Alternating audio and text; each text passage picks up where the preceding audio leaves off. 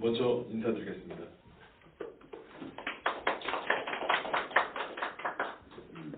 일단 모두 발언으로 지금 한 가지 수정할 게 있는데요. 여기가 지금 신학적 합이라고 되어 있는데 함의입니다. 왜냐하면 신학적 합의가 되면 안 되기 때문에 꼼리와 칼빈은 분명히 신학적 합의가 될 수가 없는 부분들이 있기 때문에 정식 명칭은 신학적 함의입니다. 이 오타가 난 것을 미리 좀 말씀드리고 싶습니다. 그리고 오늘 그 논문의 주제는 제가 박사 논문 챕터 중에 하나가 알렉산더 꼼리인데 그 중에 꼼리를 선택했고요. 또한 오늘 특별히 칼빈 학회와 조인트 학회를 하기 때문에 존 칼빈을 같이 봤습니다. 사실 저는 존 칼빈에 대해서 우리 귀한 선배 학자분들보다 잘 모릅니다. 그런데 감히 제가 이렇게 연속성, 불원성성 이렇게 논문을 쓴 거에 대해서 죄송스럽고요. 그래서 한번 보시고 언제든지 부족한 부분이 있으면 말씀해 주셨으면 감사하겠습니다. 또한 제가 오늘 이 논문을 발표하는 이유는 지금 현재 칭의론이 여전히 유용하고 적실하고 필요하기 때문입니다. 정확한 칭의론을 이해하는 게 필요하다는 것이죠. 그래서 제가 어떻게 하면 칭의를 정확히 성경적으로 신학적으로 바른 칭의를 볼 수 있을까를 보면서 원인론에 의한 칭의를 보게 될 때 우리가 바른 칭의를 툴을 가지고 볼 수 있다는 생각을 가지고 이 논문을 쓴 것입니다. 그래서 오늘 한번 이 꼼리와 칼빈의 원인에 대한 것을 한번 보도록 하겠습니다. 특별히 또 아까 우리 황대 교수께서 저한테 말씀해 주셨는데요. 칼빈은 사실 칭의의 원이라기보다 구원의 원이라는 말씀을 정확히 지적해 주셨습니다. 제가 좁은 의미로서는 칭의의 원이라고 봤고요. 넓은 의미로서는 사실 구원의 원인이라고 볼 수 있다는 사실을 좀 먼저 양지해 줬으면 좋겠습니다. 그럼 한번 들어가는 말로 시작하도록 하겠습니다. 지금부터 1시간 정도 하면 되겠죠, 교수님? 네, 3시 반까지 하도록 하겠습니다. 들어가는 말을 보면요. 고대 그리스 철학자 아리스토텔레스의 형 이상학적 철학체계는 아시다시피 신학체계에도 큰 영향을 미칩니다. 이것은 이미 많은 학자들에 의해서 이미 다 증명이 된 바입니다. 아리스토텔레스 형 이상학은 특별히 16, 17세기 개혁파 신학체계에도 절충주의의 빛 아래서 다시 말하면 맹목적인 따름이 아닌 절충적으로 아리스토텔레스의 철학상들을 선용했다는 것이죠. 선용해서 다방면으로 그 영향력에 손길을 미쳤는데 이는 특히 원인론 분야에서 진하게 드러난다고 생각합니다. 특별히 우리는 알다시피 원인을 소위 작용인, 형상인, 진료인, 목적인 등으로 나누어 도치라는 체계를 가리켜 가장 많이 쓰이는 용어죠. 아리스토텔레스적 사중인과관계라는 것으로 통칭하여서 다양한 신학 주제를 설명함에 있어서 일반적으로 사용되어 왔던 형이상학 체계였습니다. 이것은 단순히 16, 17세기뿐만이 아니라 칼빈, 루터도 마찬가지입니다. 사중 원인을 사용하여서 많은 신학적인 용어들을 또한 내용들을 설명하고 있음을 보게 됩니다. 제가 오늘 하고자 하는 것은 이러한 사중 원인 인과관계 속에서 칭의론의 영에도 그것은 예외가 아니었다는 것입니다. 다시 말하면 칭의 사건을 설명함에 있어서 아리스토텔레스적 사중 인과관계의 틀은 매우 유용했다는 것이 이미 많은 신학자를 통하여서 증명이 된 바입니다. 그 이유는 칭의 사건은 단순한 사건이 아니라 하나님의 구원 계획과 실행, 그러니까 보다 예정적인 부분이죠. 작정 부분, 또한 그리스도의 능동적, 수동적 순종, 그리고 그리스도의 의의 전과, 신자의 믿음, 하나님의 영광 등 다양한 요소들이 복합적으로 고려되어서 하나의 칭의 사건이 이루어지므로 아리스토텔레스 다중 인간관계의 틀은 칭의 사건을 이해하는 데 있어서 훌륭한 도구적 잔치였습니다. 이 페이지 처음입니다. 특히 로마 카톨릭 교회, 또한 아르미니우스주의, 반율법주의, 신율법주의, 하이퍼 칼빈주의 이 모든 칭의론들은 대단히 변형된 형태의 칭의론들이었죠. 이러한 변형된 형태의 칭의론들은 전통적 칭의론의 틀과 사뭇 다른 점이 있었기 때문에 사뭇 다른 점도 있었고 아주 다른 점도 있었습니다. 하지만 개혁신학자들은 아리스토텔레스적 사중 인과관계의 틀을 선용하여서 그러니까 맹목적인 추종이 아니라 절충주의의 빛 안에서 선용함으로 전통적 칭의론을 수호해 나갔음을 보게 됩니다. 특히 로마 카톨릭 칭의론 반페나기우스주의형이죠. 아르미니우스 칭의론과 연관해 신학자들은 아리스토텔레스적 사중 인과관계의 틀과 더불어 또한 두 개의 원인을 추가로 고찰했는데 그것들은 도구적 원인과 공로적 원인이라고 통칭해서 부르는 개념입니다. 그러므로 제가 오늘 한 작업은 이렇게 6개, 즉 유효적, 형상적, 진료적, 도구적, 공로적, 목적 원인의 빛 아래서 칭의를 살펴보는 것입니다. 꼼리와 칼빈의 글을 통해서 말입니다. 사실 칭의의 유효적 원인, 작용인이라고도 부릅니다. 목적 원인에 대해서는 사실 큰 의견이 없었습니다. 왜냐하면 칭의의 유효적 원인은 당연히 삼위일체 하나님이시고 칭의의 목적 원인은 하나님의 영광이라는 사실을 그 어떤 신학사상도 명시적으로 거부하지 않았기 때문입니다. 오히려 제가 볼 때는 핵심은 이 두 가지에 있습니다. 첫째, 칭의의 도구적 원인을 무엇으로 볼 것인가? 또한 과연 그 도구적 원인이 칭의 안에서 어느 정도까지의 역할을 감당하는가? 이것이 사실 핵심입니다. 둘째는 칭의의 육중 원인으로 볼 때 어느 원인이 과연 칭의의 1차 원인인가? 가장 유효한 원인인가? 다른 원인들보다 더 큰 무게중심을 둘 것인가의 문제입니다. 사실 이 두 가지의 문제가 칭의론이 전통적 칭의론인가 아닌가를 가름하는 데 있어서 아주 중요한 도구라고 생각합니다. 이러한 두 가지 핵심 논점은 매우 중요하다고 생각합니다. 그 이유는 만약 칭의의 유효적 원인에 극단적인 무게중심을 놓은 결과, 다시 말하면 칭의는 오로지 하나님의 구원 계획과 실행에 의해서 다 이루어져 버린다면 자칫 잘못하면 도구적 원인이 관가되어져 버리고 결국 그것은 하이퍼 칼빈주의 칭의론 혹은 영원 칭의론 형태로 발전될 수밖에 없기 때문입니다. 각주 8번을 보시면요. 영원 칭의론은 아시다시피 이미 우리의 칭의가 하나님의 법정에서 영원전부터 끝나버리는 것입니다. 그러므로 도구적 원인이 필요 없고 아무런 원인이 필요 없는 그런 구조를 갖게 되는 것이죠. 혹은 만약 칭의의 진료적 형상적 원인, 우리가 살펴보겠지만 예수 그리스도입니다. 또한 그의 인격과 그의 사역입니다. 이 진료적 형상적 원인만 극단적으로 강조될 경우에는 자연스럽게 반율법주의 칭의론, 다시 말하면 무상칭의론이죠. 예수 그리스도가 모든 것을 다 하셨으므로 우리는 아무것도 필요 없다. 로 변질될 가능성이 농후해지기 때문입니다. 다시 말하면 구원파적인 가르침입니다. 그 반대로 칭의의 만약에 도구적 원인과 공로적 원인이 혹시라도 어떠한 디그리가 상관없이 조금이라도 신자의 행위와 결부되어 강조되면 반펠라기우스주의적 형태를 담지한 신율법주의적 칭의론이 싹트게 되는 것을 우리는 알고 있습니다. 이것은 동시에 MPP나 페더럴 비전 같은 현대 칭의론도 마찬가지로 생각합니다. 구조상 그렇게 된다는 것이죠. 그러므로 칭의의 육중 원인을 어떻게 이해하는 것은 굉장히 중요하다고 생각합니다. 왜냐하면 칭의 자체에 대한 이해 역시 크게 달라지게 된다고 볼 수 있기 때문입니다. 저는 오늘 짧은 공부를 통하여서 나드로 레포마치 시대의 네덜란드 신학자였던 알렉산더 꼼리와 개혁신학의 위대한 선생이었던 존 칼빈이 전개한 칭의론을 칭의의 육적 원인의 빛 아래서 고찰해 볼 것입니다. 사실 칭의의 육적 원인을 정확히 명시적으로 이렇게 딱딱딱 말씀을 하진 않아요. 칼빈 선생님도 또한 우리 꼼리 선생님도 마찬가지입니다. 하지만 저는 그들의 글을 읽어보면서 뽑아내는 것이죠. 아, 이것이 원인이구나. 이것이 원인이구나. 그래서 재구조적으로 조직적으로 분석을 해서 고찰을 해본 것입니다.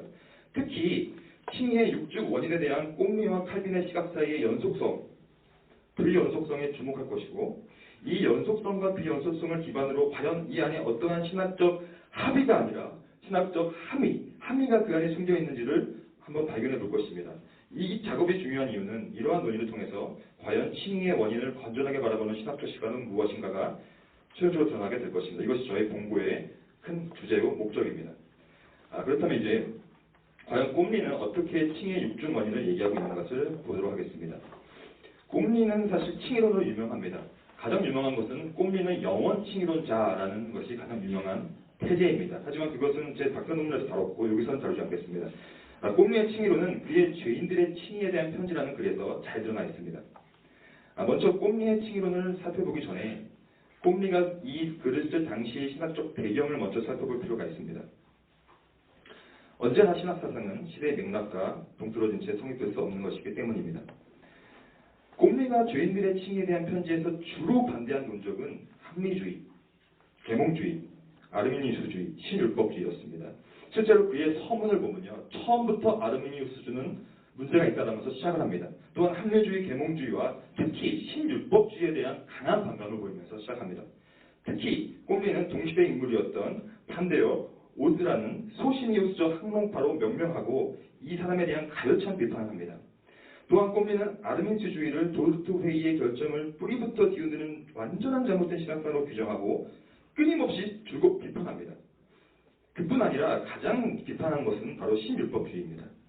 이는 꼼리가 영국의 독립교도였던 아이삭 촌시의 글을 화란으로 번역을 합니다. 그래서 꼼리가 얼마나 신율법주의에 대해 경계했는지가 잘 드러납니다. 각교 14권에 그 꼼리가 번역한 글이 밑에 소개되어 있습니다. 조은 씨는 평생에 걸쳐 맥스터리안인 뜻이죠. 신율법주의의 주요 계승자였던 다니엘 윌리엄스를 주 논적으로 삼아 비판했습니다. 그러므로 조은 씨의 글에 대한 긍정은 곧 신율법주의에 대한 부정으로 논리적 기결에 이르기 때문에 계속해서 조은 씨를 높이고 있음을 보게 됩니다.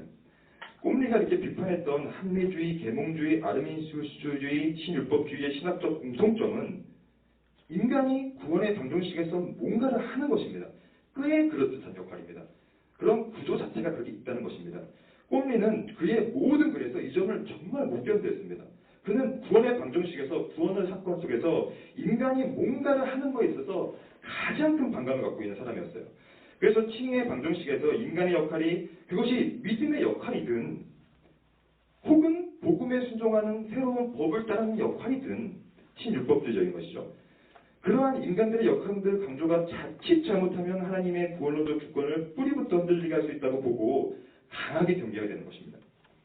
실제로 꼼리가 살던 시대의 신학적 지형도는 이러한 우려를 막기에 충분했던 시대였습니다. 왜냐하면 도르토웨이를 통하여서 항롱파의 가르침이 여기저기서 빛을 강하게 발휘하고 있었기 때문입니다. 제가 이걸 자세히 살펴본 이유는 나중에 보면 꼼리가 마치 반율법주의적인 주장을 하고 있는 듯한 것들이 또 많이 보이게 됩니다. 그 이유를 뭘까라고 했을 때 바로 이런 시각적 배경이 있다는 것이죠. 물론 제가 꼼리를 옹호하고 싶은 마음은 없습니다. 하지만 왜 꼼리는 과연 그렇게 강하게 마치 칼비니스틱하게 전개되었는가라는 것은 바로 이러한 역사적 배경이 그 안에 가득 찼다는 것입니다. 4페이지로 넘어가도록 하겠습니다. 그럼 이제 본격적으로는 칭의와 육중 원인을 한번 꼼리를 통해서 살펴보도록 하겠습니다. 꼼리는 그의 글에서 칭의 사건을 다양한 원인 하에 명시적으로 살펴봅니다. 명시적으로 4가지 원인들을 정확히 사용하고 있습니다. 칭의 사건을 바라보지만 하지만 사용하는 용어나 카테고리는 전통적인 아리스토텔레스적 다중 원인으로만은 약간 차이는 보입니다. 유효적 원인을 또 다른 용어인 내적 추진 원인이라고 표현하고요. 진로적 원인과 본로적 원인을 함께 묶어서 설명하고 있을 뿐만 아니라 그러니까 이것은 제가 기본적으로 현재에 있는 칭의 원인들에 대한 내용들을 육중 원인으로 구조적으로 분석해서 쓴 글이기 때문에 그렇게 한번 다시금 이해해 주셨으면 좋겠어요. 그 다음에 수단적 원인을 동시에 추가하여서 설명하고 있기 때문입니다. 그러므로 아리스토텔레스 다중 원인과는 약간의 차이가 있죠. 사실 그의 글 전반에 걸쳐 다양한 추가 원인들이 여기저기 흩뿌려져서 칭의 사건을 설명하고 있습니다. 그러므로 이후부터는 이렇게 흩뿌려진 원인들을 모아서 육중 원인의 구조 안으로 한데 주조시켜서 설명해 보도록 하겠습니다. 순서는 유효적, 진로적, 현상적, 도구적, 공로적, 목적 원인 순으로 살펴보도록 하겠습니다. 첫째, 과연 그러면 꼼리가 생각하는 칭의 유효적 원인, 그의 용어로 표현하자면 내적 추진 원인은 무엇인가? 이것은 의견이 없는 것이죠. 꼼리에게 있어서 칭의 유효적 원인은 하나님이 죄인들을 의롭다고 여기는 개념인 능동적 칭의입니다. 능동적 칭의라는 것은 무엇이냐면 we are justified 되는 것이 우리가 거룩하게 의롭게 되어지는 것이잖아요. 이게 수동적 칭의라면 능동적 칭의는 하나님께서 능동적으로 죄인을 의롭게 하였다라는 뜻입니다. 그러니까 그런 하나님의 자기 결정이 바로 유효적 원인의 핵심을 이룬다는 것이죠. 꼼리에게 있어서 4페이지 중간입니다. 능동적 칭의란 신적 판결 그 자체에 대한 확립이며 새로운 언약일 뿐 아니라 이 새로운 언약은 늘 그리스도와 연합됩니다. 그리스도 기독론적인 새로운 언약이죠. 곧 칭의에 대한 하나님의 능동적 새로운 연약뿐 아니라 약속이며 이에 대한 하나님 측면에서의 공표라고 정확히 표현하고 있습니다. 그러므로 꼼리에게 있어서 능동적 칭의 개념은 곧 칭의에 대한 하나님의 능동적인 자기 결정인데 이 결정은 하나님의 직접적 결정이다라는 것입니다. 여기서 직접적 결정이라는 것이 중요한데 왜냐하면 하나님께서 죄인들을 의롭다고 여기실 때 자신 스스로 외에 그 어떤 리소스도 사용하지 않는다는 것입니다. 만약 하나님께서 자신 스스로 외에 그 어떤 것이라도 칭의의 리소스로 사용하게 된다면 가정한다면 그것은 결국에는 하나님의 간접적 결정이 된다고 표현하는 것입니다. 그러므로 꼼리는 칭의의 유효적 원인을 구성함에 있어서 인간의 어떤 행위도 이 어떤 행위라는 것은 말 그대로 정말 아무런 행위도 필요 없다는 것입니다. 유효적 원인을 구성한 엔트리에 개입돼서는 안 된다고 강하게 주장합니다. 동의합니다. 저는 인간의 행위는 칭의의 유효적 원인인 하나님의 능동적 칭의를 고양시킬 수는 없다라고 표현하는 것입니다. 그러므로 요약하겠습니다. 꼼리에게 있어서 칭의의 유효적 원인은 하나님의 자기 직접적 결정이고 자신의 신적 판결에 대한 확립입니다. 이것이 곧 능동적 칭의 개념이라는 것입니다. 능동적 칭의 개념은 이제 각주 25부분에 보면요. 제가 좀 더 구체적으로 쓴 글이 있는데 한번 기회가 되면 살펴봤으면 좋겠습니다. 둘째, 그렇다면 꼼리에게 있어서 칭의를 구성하는 진료적 원인은 무엇인가? 꼼리는 칭의 사건을 네 가지 인과 구조 가운데 살핍니다. 이것은 이제 아마 우리 김연환 박사님께서 토마스 구디를 하면서도 아마 이런 구조적인 원인들을 볼 것인데요. 첫 번째, 하나님의 은혜. 그 다음에 그리스도의 능동적 수동적 순종. 그 다음에 즉각적 정가. 이게 되게 중요합니다. 나중에 살펴볼까요? 그리고 믿음이 바로 그것들이다. 이 네 가지의 구조가 기본 구조인데 이 구조 가운데서 칭의의 진로적 원인과 관계돼서 주목할 부분은 바로 두 번째입니다. 다시 말하면 그리스도의 능동적 수동적 순종이라는 것이죠. 꼼리에게 있어서 그리스도의 능동적 수동적 순종은 칭의의 진료적 원인 혹은 공로적 원인이 된다고 정확히 표현합니다. 다시 말하면 공로는 오로지 그리스도의 순종이다라는 것이죠. 율법을 낱낱이 지키시고 성취하신 그리스도의 모습, 능동적 순종입니다. 고난과 죽음까지도 마다하지 않으신 그리스도의 모습, 수동적 순종입니다. 그것이 바로 하나님을 만족시킨 것입니다. 꼼리의 속죄로는 만족사에 가깝습니다. 하나님은 죄인의 모습을 통해서가 아닌 그리스도의 순종적 모습을 통해 죄인을 의롭다고 여기시는 것입니다. 전통적인 치료가 똑같습니다. 꼼리에게 있어서 이것이 가능한 이유는 바로 신자는 그리스도와 연합 상태에 있기 때문입니다. 그리스도와 연합 상태 안에서 그리스도의 순종이 바로 진료가 되는 것입니다. 이 진료 때문에 우리가 의롭다고 여겨지게 되는 것입니다. 그러므로 곧 그리스도의 순종이 오로지 칭의의 공로적 원인이 되는 것입니다.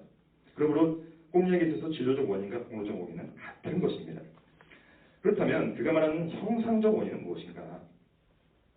형상적 원인은 네 가지 인과 구조 가운데서 세 번째 영역이랑 연결됩니다. 그것은 곧 정가입니다. 이것이 꼼리의 칭의론이 많은 비판을 받는 점입니다. 왜 비판받는지를 보도록 하겠습니다. 그의 그 정가에 걸쳐 꼼리는 그리스도의 의의 정가가 여기서 중요합니다. 즉각적이고 직접적일 뿐 아니라 우선적이라고 강조합니다.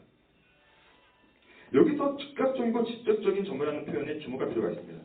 왜냐하면 이 표현에 내포된 의미는 만약 그리스도의 의 외에 어떤 것이라도 정가를 위해 첨가된다면 그것은 즉각적, 직접적 정가가 아니라 연기된 그런 간접적 정가가 될 것이라는 것입니다. 여기서 중요한 것은 각주 27번입니다. 제가 지금까지 말씀드렸던 직접적, 간접적은 인간론 영역에서 말하는 것이 아니라 구원론, 그래서 제가 읽겠습니다. 27번 각주. 구원론에서 말하는 직접 정가를 immediate imputation으로 영어 표기하는 경우가 많은데 이는 인간론 영역인 죄의 정가 논의 명령에서 말하는 직접 정가는 구별해서 이해해야 되는 개념입니다. 왜냐하면 구원론에서 말하는 직접 간접 정가는 그리스도의 의가 정가됨에 있어서 신자의 믿음이 필요한가? 만약에 필요하다면 그건 간접 정가죠. 아니면 필요하지 않으면 직접 정가입니다. 그에 대한 논의이지 인간론에서 말하는 직접 간접 정가는 어떻게 죄가 인류에 퍼졌는지에 대한 논의이기 때문입니다.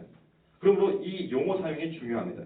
왜냐하면 어떤 학자가 꼼리를 비판한 학자가 이것을 혼동하면서 비판하고 있더라고요. 근데 이거는 혼동해서는 안 된다고 봅니다. 그러니까 구원론적인 맥락에서 직접적 정가라는 사실을 다시 말하면 믿음이 필요 없는 정가라는 것입니다. 5페이지 중간으로 다시 들어갑니다. 그러므로 꼼리는 그리스도의 의가 정가되기 위해서는 어떠한 매개체가 필요 없다고 주장하는 것입니다. 문제는 그 매개체 중에는 신자의 믿음 또한 포함되는 것입니다. 꼼리는 그리스도의 의의 정가가 칭의의 형상적 원인인 이유를 레이든데나 대학의 신학자 중에 사람이었던 트레카티우스의 글을 인용하면서 논증합니다. 다시 말하면 그리스도의 순종이 그리스도에게 있어 실제적 의가 되었고 그 의가 우리에게 전가되어 죄인은 의롭다 칭함을 받게 되는 것입니다. 아리스토텔레스 형리상학에서 형상적 원인이란 사물의 본질이나 정수에 엉킨 결정적 원인의 본질과 관계되는 것입니다. 영어로 하면 what this죠. 무엇이냐? 그것이 관 무엇인가라는 것이죠. 칭의의 본질은 의롭다는 영향을 받는 것이 그 what this 본질이므로 그리스도의 실제적 의를 전가받는 수여받는 의의 전가 개념이야말로 칭의의 형상적 원인 중 핵심으로 작용하는 것입니다. 저는 이건 동의합니다. 칭의의 형상적 원인은 그리스도의 의의 전가라는 것은 저는 동의합니다. 하지만 동의하지 않는 부분은 직접적으로 증언하는 것이죠. 믿음이 필요 없다라는 것을 얘기하고 있는 것입니다. 그 이유를 나중에 또 살펴볼 것입니다. 5페이지 마지막 꼼리에게 있어서 진로적 원인과 형상적 원인은 그러므로 기독론적 중요성을 잠시합니다. 왜냐하면 그리스도의 능동적 수동적 순종이 바로 진로적 원인으로 되어서 우리의 온전한 의로 치환이 되었기 때문이고요. 그리스도의 그 온전한 의로움이 우리에게 실질적으로 전가된 것입니다. 하지만 믿음이 없어도 상관없다고 직접적으로 정하기 때문에 죄인은 의롭다 칭함을 받기 때문입니다. 다시 5페이지로 돌아가면요. 각주 28번에 보면 이렇게 나와요. 제가 이렇게 썼죠. 이러한 꼼리의 주장은 여러 비판을 불러일으킵니다. 왜냐하면 직접적으로 정하는 것은 믿음이 필요 없는 정하기 때문에 비판을 불러일으킨 것입니다. 이에 대한 논의는 다음 장에서 할 것입니다. 6페이지로 넘어갑니다. 넷째, 그렇다면 꼼리에게 있어서 칭의의 도구적 원인은 무엇인가? 이게 중요한 이유는 형상적 원인에서 이미 믿음이 필요 없다고 했는데 그러면 도대체 믿음은 무엇인가? 도구적 원인으로 볼 수 있을 것인가에 대한 논의입니다.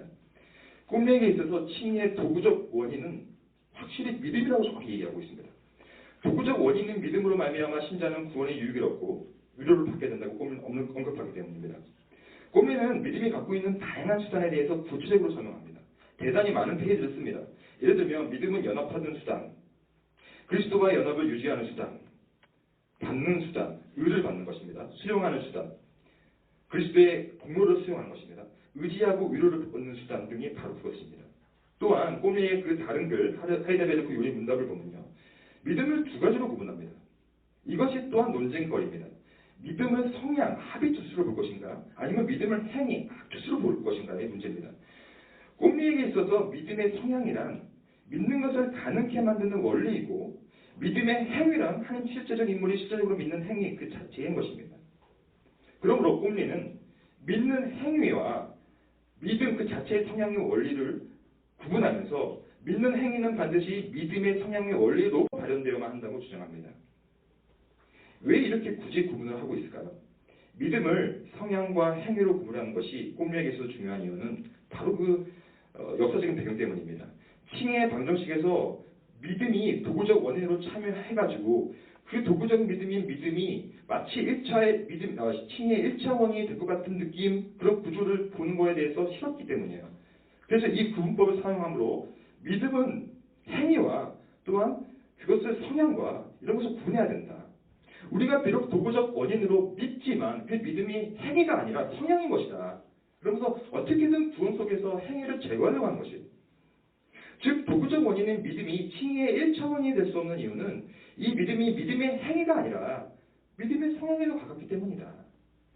그러므로 여전히 도구적 믿음은 있지만 그것이 믿음의 행위는 아니라는 것입니다. 만약 믿음의 행위가 칭의의 방정식에서 1차원이 된다면 그 결과는 인간중심주의적 칭의론으로 변질될 수 없다고 꼼리는 우려했던 것입니다. 넘어갑니다. 다섯째, 그렇다면 꼼리에게 있어서 칭의의 공로적 원인은 무엇인가? 이는 아까 다 살펴보았죠. 이미 앞에서 보았듯이 그리스도의 능동적 수동적 순종이 꼼리에게 있어서 칭의의 진로적 공로적 원인이 되었습니다. 꼼리는 칭의의 방정식에서 다시 한번 강조하지만 어떠한 형식이든지 인간의 공로를 철저히 제거하기 원했습니다. 이 점은 저는 100번 동의합니다. 이는 앞에서 잠깐 살펴보았듯이 꼼리가 활동했던 당시 신학적 지형도와 관계가 있는데 아르미니우스주의, 신율법주의, 계몽주의, 합리주의가 판치던 시대 가운데 꼼리는 인간의 공로라는 벽돌로 칭의의 탑을 세워나가는 것을 극도로 경계한 것입니다. 그러므로 그의 글을 전반에 걸쳐서 정말 많이 쓰이는 것이 바로 우리의 도움 없이 또한 우리에게 미리 행해지는, 여기서 중요한 건 행해지는 것입니다. 어떤 것이 필요 없다라는 것입니다. 칭의에서 강조합니다. 우리의 도움 없이 그리스도의 의가 우리에게 전가되었고 이를 통해 우리는 구원을 받고 구원의 힘을 누릴 수 있게 된다고 꼼리는 강조를 거듭합니다. 그러므로 꼼리는 칭의의 공로를 오로지 하나님의 은혜, 그리스도의 사역, 그의 인격에 깊이 두고 있음을 볼 수 있습니다. 마지막으로 꼼리가 말하는 칭의의 목적 원인은 무엇인가? 죄인들의 칭의에 대한 편지 전반에 걸쳐서 꼼리는 하나님의 주권을 강조합니다. 혹시라도 하나님의 주권적 의지를 통제하는 것이 존재할 수 있다면 그것은 바로 하나님의 자유뿐이라고 말합니다. 그러니까 하나님이 자신의 주권을 통제하는 것은 자기 마음이라는 것이죠. 하나님 스스로의 자유, 또한 주권적이고 완전하신 전능하신 하나님의 기쁨뿐이라고 꼬미는 언급합니다. 꼬미에게 있어서 죄인은 의롭다 여기는 칭의 사건은 하나님의 주권적 자유의지와 그의 기쁨, 또한 자기 결정, 직접적 자기 결정에 의한 것이기 때문에 홀로 그분만 영광 받으셔야 된다는 것입니다. 이것이 바로 칭의의 근원적인 목적 원인입니다. 6가지로 살펴보면서 과연 칭의는 꼬미는 그의 칭의를 어떻게 전개했는가를 한번 대각적으로 한번 살펴보았습니다. 이제부터 할 작업은 과연 이러한 칭의의 6중 원인에 대한 꼼리를 어떻게 평가할 수 있을 것인가를 보도록 하겠습니다. 꼼리에 이렇게 칭의론 전반에 걸쳐 발현되고 있는 원인론의 핵심은 바로 칭의의 그 구조 안에서 하나님의 구원론적 주권을 굳건히 확보하려 부단히 노력하고 있다는 점입니다. 칭의의 6중 원인, 심지어 모든 원인, 유효적, 진료적, 형상적, 도구적, 공로적, 목적 원인은 전부 다 신적 원인에 확보해 드리려고 합니다. 이러한 꼼리의 노력은 신학적으로 명암이 존재합니다. 이것이 오늘 살펴볼 평가입니다. 첫째, 꼼리가 생각하는 칭의의 6중 원인론은 인간 중립주의적 칭의론이 파치던 시대에 속에서 분명히 신학적으로 깊은 의의가 있습니다. 왜냐하면 레디컬한 어떤 것을 반응하기 위해서는 레디컬하게 반응한 것이죠. 칭의의 방정식에서 어떤 모습으로든지 인간의 공로가 개입되는 통로 자체를 아예 사전에 차단하려 노력한 점은 저는 개인적으로 100번 칭찬받아 마땅하다고 생각합니다. 마르틴 루터가 계속해서 고민한 것처럼 칭의가 가능한 것은 사람의 의가 아니라 하나님의 의 때문이다. 즉 하나님으로부터 나와서 우리에게 지혜와 의로움과 거룩함과 구원한 함이 되신 아주 중요한 구절이죠. 고린도전서 1장 30절. 곧 그리스도의 의가 죄인에게 전가되었기 때문이다. 그러므로 꼼리에게 있어서 칭의의 내적 추진 원인은 하나님이 되셔야만 한 것입니다. 형상적 진로적 원인 또한 그리스도의 의가 되어야만 하는 것입니다. 모든 공로 역시 그리스도에게로만 가야 되는 것입니다. 하나님께서 죄인을 의롭게 하셨기 때문에 아까 말씀드렸다시피 능동적 칭의 개념입니다. 죄인은 의롭다고 칭함을 받는 것. 우리는 그래서 we are justified 되는 것이죠. 수동적으로. 칭의 사건의 그러므로 알파와 오메가는 하나님의 은혜와 그리스도의 공로인 것은 우리 모두 다 인정하는 바입니다. 저는 적극 공감합니다. 하지만 둘째, 그가 어떤 비판을 받고 있는지를 살펴보도록 하겠습니다. 꼼리의 이러한 하나님 중심적 칭의로는 어떤 분은 마치 하이퍼 칼비니스틱한 이 칭의로는 많은 비판을 받게 됩니다. 그것은 도구적 원인의 믿음에 대한 꼼리의 태도 때문입니다. 두 논점이 존재합니다. 꼼리는 칭의의 형상적 원인을 아까 말씀드렸다시피 즉각적이고 직접적 의의 전가로 보았습니다. 이 뜻은 의의 전가를 위해 어떠한 매개체가 필요 없다는 것입니다. 그러므로 중요한 것은 그리스도의 의의 전가는 심지어는 믿음이란 매개체 없이도 가능하다고 본 것입니다. 물론 여기서 말하는 믿음은 성향입니다.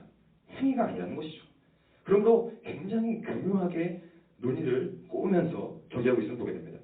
즉 꼼리가 주장하는 바는 인간의 믿는 행위 그 자체가 다시 말하면 인간이 믿는 그 성향이 문제가 아니라 행위가 의의 전가 여부를 결정지을 수 없다고 본 것입니다. 이 논점은 아마 우리 선배 학자분들께서도 아마 의견이 있으실 것입니다. 두 번째 논점은 이 믿음이 칭의의 도구적 원인이라면 그것은 믿음의 행위로서인가 아니면 성향으로서인가 라는 문제입니다. 특별히 네덜란드 학자들이 판덴브리크나 파펑트 같은 이분들은 꼼리를 굉장히 비판적으로 봅니다. 판덴브리크 같은 경우에는 꼼리를 마치 교리적 반율법주의자로 명시를 합니다.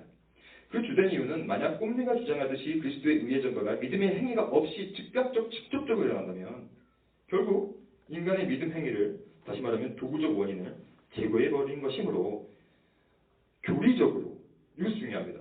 실천적, 실질적이 아닌 교리적인으로 반율법주의 사상과 크게 다를 바가 없다고 주장합니다. 그러므로 이 판덴브리크는 교리적 반율법주의자인가 실질적 반율법주의자인가를 구분합니다. 그가 볼 때는 꼼리는 교리적으로 반율법주의자라는 것입니다. 특별히 판덴브리크는 믿음에 대한 꼼리의 이해와 매사추세츠에서 벌어진 반율법주의 논쟁이 아주 유명한 논쟁이 있었죠. 존 코튼. 그의 이해가 매우 유사하다고 결론 짓고 최근에 쓴 글에 보면 꼼리를 교리적 반율법주의라고 또다시 확고히 규정합니다. 판덴브리크는 또한 꼼리의 사상을 깊이 분석하여서 사상의 변화가 있었다고 주장합니다. 꼼리의 초기작 1744년작에서는 그가 개혁신학 전통에 서 있었지만 1761년 우리가 지금까지 봤던 것이 1761년의 글입니다. 후기작입니다. 후기작에서는 점점점 이게 교리적 반율법주의자와 유사한 주장으로 신학적인 변화를 갖고 가고 있다는 것입니다. 또한 프랑크푸르트 같은 경우에도 칭의의 도구적 원인인 믿음을 대하는 꼼리의 태도에 대해서 비판하면서 만약 꼼리같이 생각하면요. 칭의의 방정식 내에서 믿음의 행위는 사실상 그 설자를 잃어버리게 될 것이므로 우려가 되는 칭의론이다라면서 비판합니다. 저는 그 두 분의 주장에 일리가 있다고 생각합니다. 하지만 꼼리는 믿음을 도구적 원인으로 정확히 명시해 설명하고 있지만 여전히 그 행위는 믿음은 행위라기보다 상황에 가깝기 때문입니다. 하지만 그럼에도 불구하고 꼼리의 믿음에 주목하여 꼼리를 마치 교리적 반율법주의라고 규정하는 것은 또한 어느 정도 무리가 따른다고 생각합니다. 왜냐하면 꼼리는 계속적으로 믿음의 수단에 대해서 이야기하고 있고 그것이 믿음의 행위든 성향이든 계속해서 믿음이 필요하다고 얘기하고 있고 칭의의 도구적 원인으로서 믿음의 중요성과 필요성을 계속해서 강조하고 있기 때문에 심지어 이렇게 얘기합니다. 만약 선택받은 자의 믿음이 덧붙여지지 않는다면 그 자체로 완전함을 가지지 않는다. 그러므로 꼼리가 부단히 경계했던 것은 바로 믿음의 행위 그 자체가 혹시라도 칭의의 유효적 혹은 형상적 혹은 공로적 원인 다시 말하면 모든 기독론적 원인이 혹시라도 그로 인해 상쇄될 것이 아닌가라는 것을 우려했던 것입니다. 실제로 이런 상황은 어디서나 존재했기 때문입니다. 그러므로 믿음의 행위가 칭의의 1차원이 되는 상황을 막는 것을 초축으로 삼았던 것입니다. 꼼리에게 있어서 칭의의 1차원인은 반드시 하나님의 은혜, 그의 사역이 되어야지 그 외에 어떤 것도 칭의의 1차원이 되어서는 안 됐던 것입니다. 이러한 의도는 우리가 100번 동감합니다. 하지만 꼼리의 칭의론 안에는 믿음의 도구적 행위보다는 믿음의 도구적 성향이 보다 더 강하게 도구적 원인으로 남아있는 것은 사실이라고 생각합니다. 그러므로 결론적으로 볼 때는요. 꼼리의 믿음과 이 수단적인 원인 내용은 모호한 부분도 많고 어찌 보면 왜 그런지는 이해는 하지만 어찌 보면 또 교리적 반율법주의와 평가받을 수 있는 여지 또한 두고 있다고 생각합니다. 이것이 바로 이제 제가 지금까지 살펴본 꼼리의 칭의론이라면 이제 존 칼빈의 칭의론은 과연 어떻게 육중원인에서 볼 수 있을까를 살펴보도록 하겠습니다. 지금까지 살펴보았습니다. 꼼리를. 지금부터는 칼빈이 말하고 있는 육중원인을 살펴보도록 하겠습니다. 칼빈도 마찬가지라 육중원인을 정확히 명시적으로 사용하고 있지는 않습니다. 하지만 구원의 원인에 대해서 다중 인과관계에서 정확히 이해하고 있습니다. 기독교 강요 3장 14, 17절 명시적으로 설명하고 있습니다. 또한 칭의의 진료적 원인과 도구적 원인들을 각각 기독교 강요에서 설명하고 있습니다. 그의 주석도 살펴보니까 칭의, 구원, 예정 등을 설명하고 있는 모든 주석 가운데서도 특히 로마서 주석, 에베소 주석 가운데서 원인론을 살펴보면서 말하고 있습니다.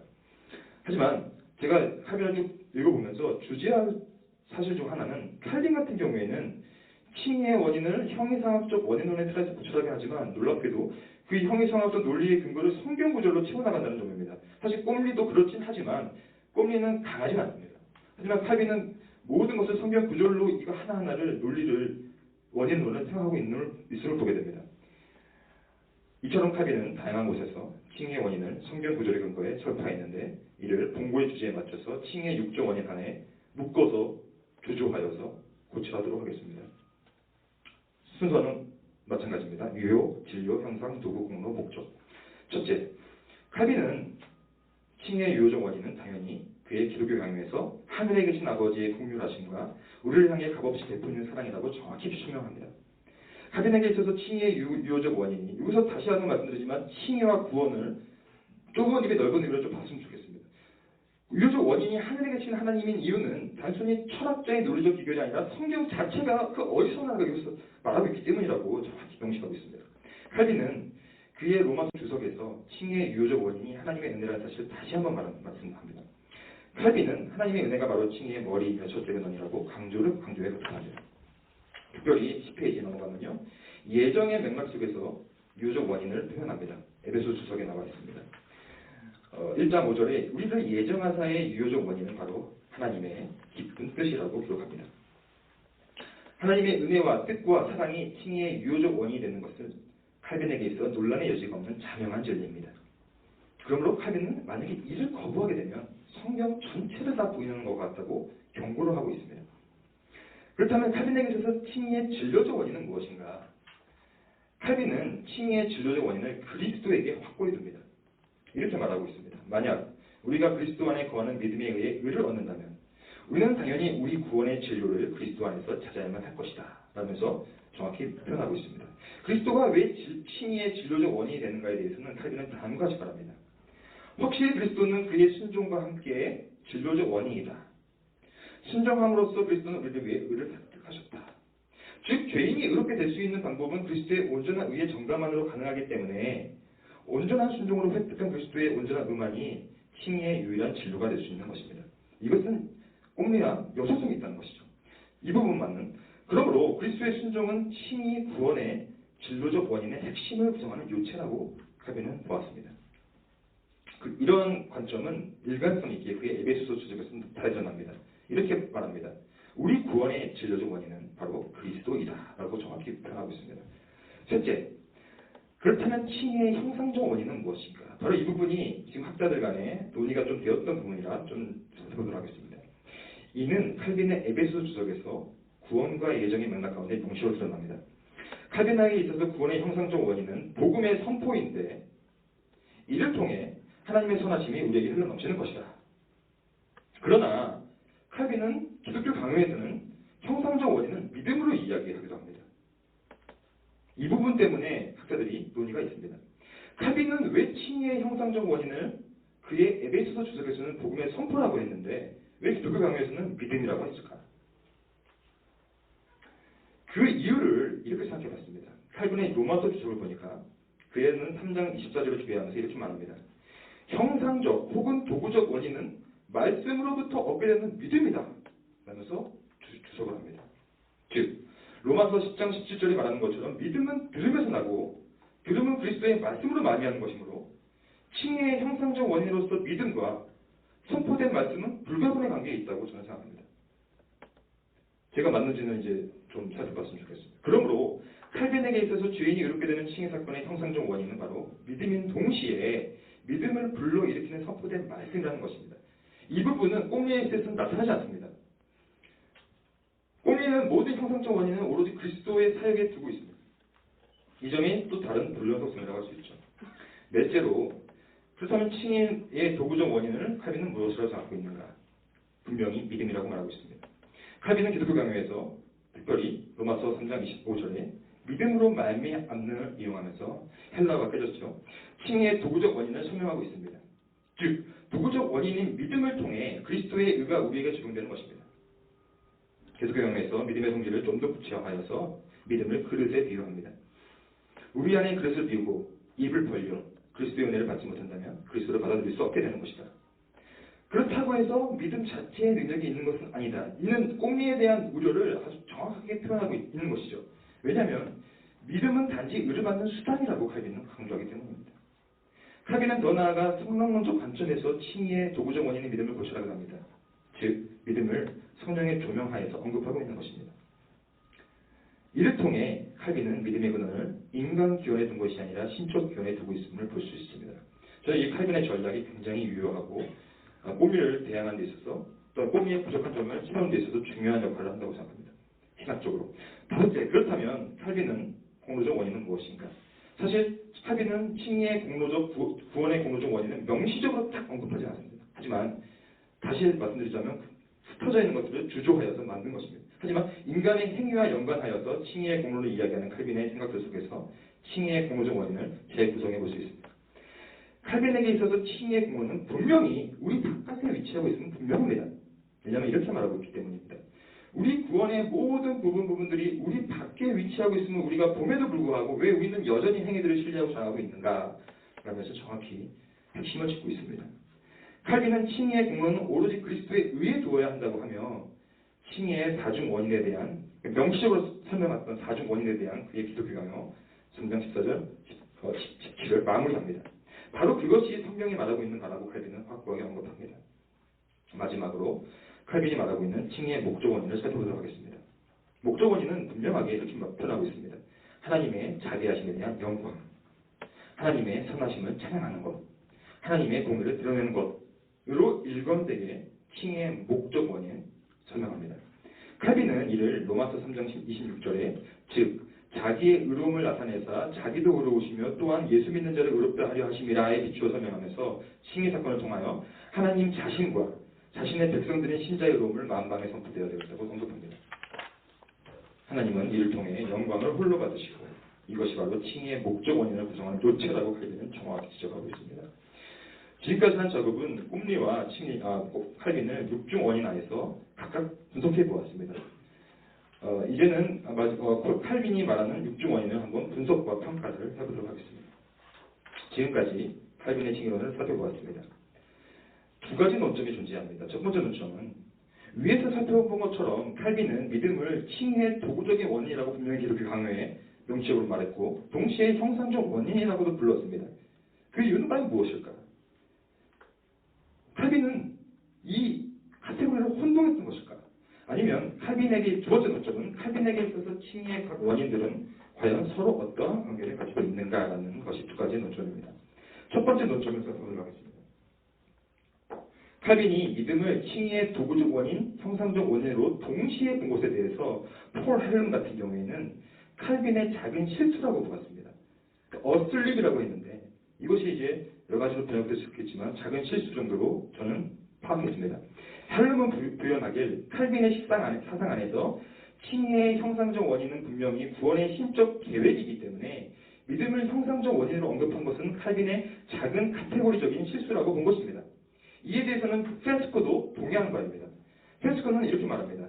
칼빈이 최소한 이 지점에서는 도구적 원인과 형상적 원인의 의미를 혼동했다고 이렇게 씁니다. 칼빈 confuse라고 씁니다. 하지만 이것이 과연 맞을까요? 리차드 몰러 같은 경우에는 이들과는 또 다른 시각을 제공합니다. 칼빈의 주석, 예배소서 1장 8절, 로마서 3장 22절, 갈라디아서 3장 6절을 살피면서 몰러는 주장하길 칼빈에게 있어서 도구적 원인은 믿음이고 형상적 원인은 분명히 선포된 말씀이라고 명시적으로 말하고 있는데 이 둘은 본질적으로 불가분의 관계를 가지기 때문에 이 둘을 결합시켜서 표현했다고 보는 것입니다. 이것이 멀러의 주장입니다. 멀러는 이어서 주장합니다. 칼빈의 주석에서는 믿음이 말씀을 수납하는 도구로서 명확히 표현되어 있고 동시에 말씀은 구원의 형상적 원인이라고 명확히 표현되어 있으므로 칼빈은 이 둘을 결합시켜서 이해함과 동시에 그러니까 결합시킴에도 동시에 또 보다 더 큰 엄밀성의 시각에서는 둘을 구분해서 표현했다고 보는 것입니다. 다시 말하면 구별과 분리가 아니라 이 결합과 동시에 구별이 됐다고 하는 것입니다. 칼빈이 믿음을 도구적 원인인 동시에 형상적 원인으로 본 것에 대해 형이상학적 카테고리를 혼동해 실수를 저질렀다고 보는 헬름이나 페스코의 해석보다는 제 개인적인 의견은 멀러의 해석이 좀 더 칼빈의 목소리를 잘 대변한 해석으로 보입니다. 이 점에 대해서는 아마 우리 선배 학사님들께서도 한번 저한테 조언을 줬으면 좋겠습니다. 그 이유는 멀러의 해석이 칼빈의 해석이 아니고 자체가 말하는 바와 더불어 여러 주석들이 분명히 말하고 있는 것을 동시에 포괄적으로 설명해주기 때문입니다. 둘째 논점을 넘어갑니다. 칼빈은 육중 원인과의 다양한 관계들을 내적 관계를 통해서 살펴보았습니다. 이에 대해서 또다시 두 가지 세부 논점이 있습니다. 첫 번째 논점은 원인들 그 안에서의 내적 인과관계가 무엇인가? 또한 그 원인들이 6개가 있으면 그 안에 무엇이 1차 원인이고 무엇이 2차 원인인가에 대한 논의입니다. 첫 번째 논의의 핵심은 과연 만약 칭의 육중 원인 중 하나라도 만약에 없게 되면 어떻게 될 것인가? 만약에 하나라도 빠져버리면 칭의는 이루어질 수 있는가 없는가의 문제입니다. 이 점에 대해서 헬름은 의미 있는 노식을 사용합니다. 만약에 X가 Y의 원인인데 만약 X라는 원인이 일어나지 못한다면 Y도 일어날 수 없는 것처럼 다시 말하면 X 다시 Y 다시로 봤을 때 마찬가지죠. 만약 다양한 원인들 중에 하나라도 없다면 칭의 자체는 불가능한 것이 된다는 것이 헬름의 주장입니다. 즉 진로적 원인 그리스도의 사역이죠. 또한 도구적 원인 믿음이죠. 그것이 하나라도 빠지게 될 경우에는 칭의 자체는 불가능하게 된다. 그러므로 헬름은 칼빈이 전개한 칭의의 원인들은 서로가 서로에게 상응하는 조건이다. 이렇게 지적합니다. 저는 동의합니다. 옳은 지적을 생각합니다. 왜냐하면 죄인을 의롭다 여겨주시는 칭의 사건은 하나님의 은혜, 유효적 원인입니다. 반드시 필요합니다. 그리스도의 의, 반드시 필요합니다. 선포된 말씀, 형상적 원인, 칼빈에 의해서 믿음, 도구적 원인 필요합니다. 그리스도의 사역 반드시 필요합니다. 하나님의 영광, 목적 원인으로 드러나야 합니다. 이런 것들이 유기적, 포괄적으로 함께 적용할 때 칭의 사건은 이루어지기 때문입니다. 번째 논점은 바로 그렇다면 이러한 칭의의 원인들 사이에서 1차, 2차 원인을 과연 구분해 볼 수 있는가의 문제입니다. 이 점에 있어서는 칼빈은 확고합니다. 칼빈에게 있어서 하나님의 사랑이 칭의의 최고 원인 혹은 기원이며 그리스도 안에 있는 믿음이 둘째 원인과 조금 더 근인이다라고 분명히 설명하고 있습니다. 칼빈에게 있어서 이 우선순위는 절대로 변해서는 안 되는 것이었습니다. 왜냐하면 그는 이렇게 주장합니다. 모든 2차 원인은 1차 원인으로부터 흘러나오고 1차 원인에게로 종속되어 있다고 칼빈은 주장하기 때문입니다. 그러므로 죄인이 의롭게 되는 칭의 사건은 전적으로 하나님의 은혜와 사랑의 산물인 것입니다. 이제부터 할 작업은 이때까지 봤던 꼼리의 칭의론, 칼빈의 칭의론을 보면서 그 둘 사이에는 어떠한 연속성이 있는가, 또한 또 다른 점은 무엇인가, 또한 우리는 그 안에서 어떠한 신학적 함의를 찾아낼 수 있을 것인가를 보도록 하겠습니다. 칭의의 6중 원인에 대한 꼼리와 칼빈의 뚜렷한 연속성은 둘 다 이 연속성입니다. 칭의의 방정식에서 하나님의 구원적 주권을 굳건히 확보했다는 점입니다. 특히 칭의의 유효적 원인과 목적 원인을 확고하게 하나님의 사랑, 은혜, 의지, 깊은 뜻, 공의의 등으로 칭의의 여부를 인간적 결정이나 행위에 두는 것을 사전에 차단한 것이죠. 이것은 둘 다 마찬가지입니다. 또한 동시에 꼼리와 칼빈 둘 다 칭의의 진료적 원인을 그리스도의 의에 둠으로 죄인이 의롭다 칭함을 받는 유일한 이유를 그리스도의 순종에 근거한 그리스도의 온전한 의에만 두었습니다. 이는 칭의론이 철저히 기독론을 위해 세워지므로 칭의의 공로가 철저히 그리스도에게로만 돌려지게 하는 신학적 의의가 분명히 가득하게 있다고 봅니다. 즉, 꼼리와 칼빈은 칭의의 공로적 원인을 그리스도와 그의 사역에만 동일하게 돌렸습니다. 이것이 중요한 이유는 이는 최소한 반텔라기우스적 칭의론 형태를 띠고 있는 각종 현대적 칭의론, 지금 나와 있는 많은 칭의론들과 중요한 것은 그 출발선 자체가 다르기 때문입니다. 저는 현대의 칭의론과 정통적인 칭의론과는 출발선이 다르기 때문에 같이 할 수 없다고 봅니다. 그렇다면 칭의의 6중 원인에 대한 꼼리와 칼빈의 시각 사이에 드러나는 비연속성은 무엇인가? 뚜렷합니다. 둘 사이에 있어서의 뚜렷한 비연속성은 칭의의 형상적 원인과 도구적 원인에 대한 이해였습니다. 살펴보았듯이 꼼리에게 있어서 칭의의 형상적 원인은 그리스도에 의해 즉각적, 직접적 전가였지만 믿음이 필요 없는 칼빈에게 있어서는 선포된 말씀 혹은 그 말씀과 더불어 존재 가능한 믿음이었습니다. 또한 14페이지 칭의의 도구적 원인은 꼼리나 칼빈이나 동일하게 믿음이라고 주장하였지만 꼼리에게 있어서 믿음은 믿음의 행위가 아니라 믿음의 성향에 더 가까웠다고 살펴보았습니다. 칼빈에게 있어서 칭의의 도구적 원인은 수단적 의미가 뚜렷하게 드러나는데 이는 그리스도의 의를 받는 그릇으로 도구적, 단순히 도구적이라는 것이죠. 그러므로 칼빈은 믿음을 비공로주의적 토대 위에서 최대한 수단적으로 활용하려는 방향성을 가지고 있다고 생각합니다. 그 반면에 꼼리는 믿음의 행위보다는 성향의 방점을 찍는 믿는 행위가 칭의의 방정식에서 공로의 원인으로 작용하지 않게끔 하라는 방향성을 더 지키게 담지하고 있다고 생각합니다. 이것이 두 사람의 차이점이었어요. 다시 말하면 방향성의 차이, 방향성을 얼마나 짙게 가져가고 있느냐의 차이인 것입니다. 꼼리의 이러한 방향성은 그의 형상적 원인에 대한 설명에서도 뚜렷이 드러납니다. 그 이유는 꼼리는 살펴봤듯이 그리스도의 의의 정가조차도 믿음의 행위가 없이 진행시키려 노력하고 있기 때문입니다. 칭의의 6중 원인에 대한 꼼리와 칼빈의 연속성과 비연속성을 고찰한 결과 보다 더 균형 잡힌 시각으로 칭의의 원인을 고려한 쪽은 저는 개인적으로 꼼리보다는 칼빈 쪽에 가깝다는 사실이 드러났습니다. 만약에 칭의를 하나님의 주권과 인간의 역할의 구도로 볼 경우에 만약에 믿음의 행위를 최소화한 꼼리는 그 균형의 주가 확실히 하나님의 주권으로 쏠려 있습니다. 그 반면에 하나님의 주권적 은혜 아래서 하나님의 주권적 은혜는 거부하지 않고 그대로 가져가면서 칭의의 도구적 원인인 믿음의 본질적 그 기능 그것을 최대한 확보하고자 노력한 칼빈은 이 틀어진 균형의 줄을 다시금 바로 세우는 역할을 잘 감당하고 있다고 저는 봅니다. 꼼리는 칭의의 6중 원인 중 하나를 이것이 바로 전략이에요. 꼼리는 칭의의 6중 원인 중 하나를 약화시키거나 혹은 축소시켜서 다른 원인을 좀 더 강화시키는 전략을 사용했다고 생각합니다. 반대로 칼빈은 6중 원인 전부의 본질적 기능을 동일하게 강조함과 동시에 그것을 그 내적 원인을 살펴봤잖아요. 1차와 2차 원인의 구동 안에서 칭의를 포괄적으로 이해하는 전략을 취했다고 생각합니다.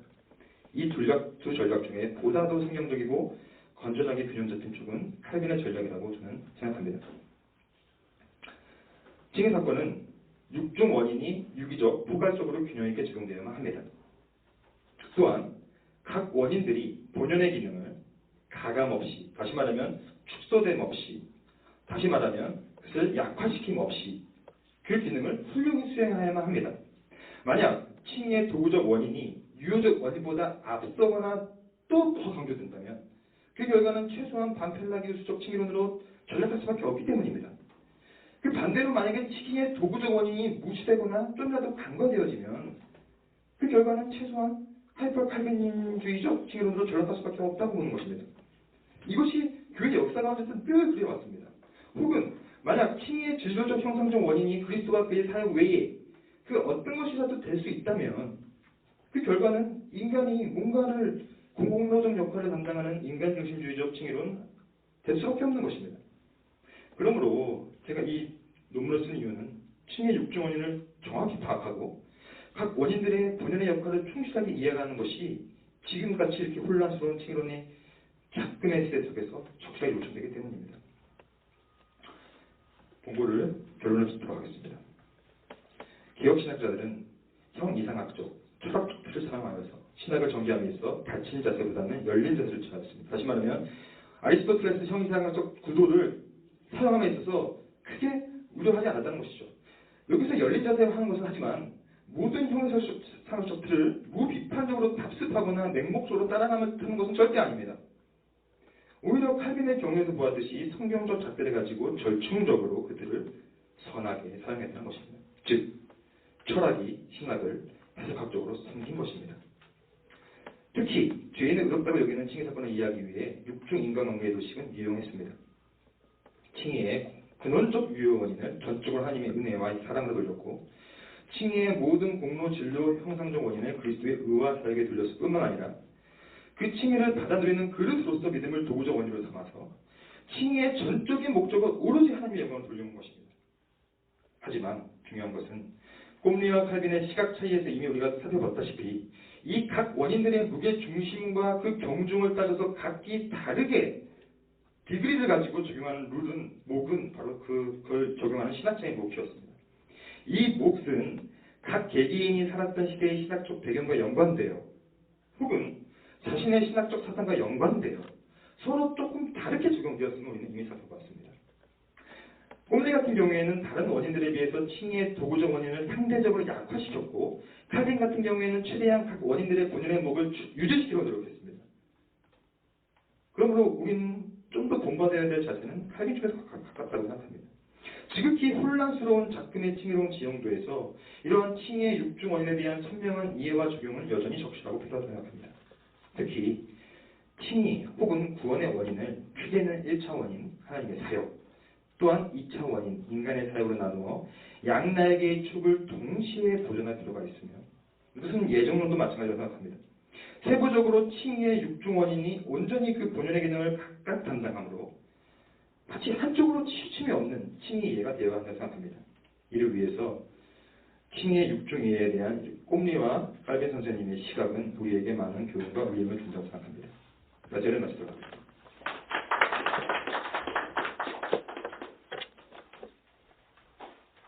예, 감사합니다. 시간을 좀 앞당겨 주셔서 감사하고요. 바로 이어서 발표를 하도록 하겠습니다. 지금 17분이기 때문에 4시 17분까지 강의 시간을 드리도록 하겠습니다.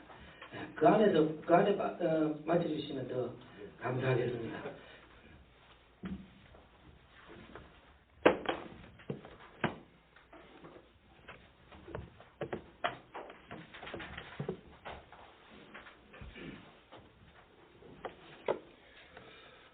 먼저 인사를 드리겠습니다. 저는 김효남이라고 하고 현재는 그 강동구 천호동에 있는 천호교회에서 담임 목회를 하고 있습니다.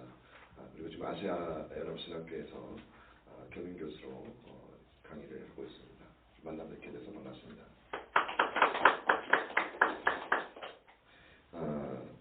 우리 방금 그 발표하셨던 우리 박재현 박사님이 저하고 칼빈에서 같이 공부를 했습니다. 저보다 2년 후배죠. 2년 후배고 지금은 저희 교회에서 지금 부목사님으로 오셨습니다.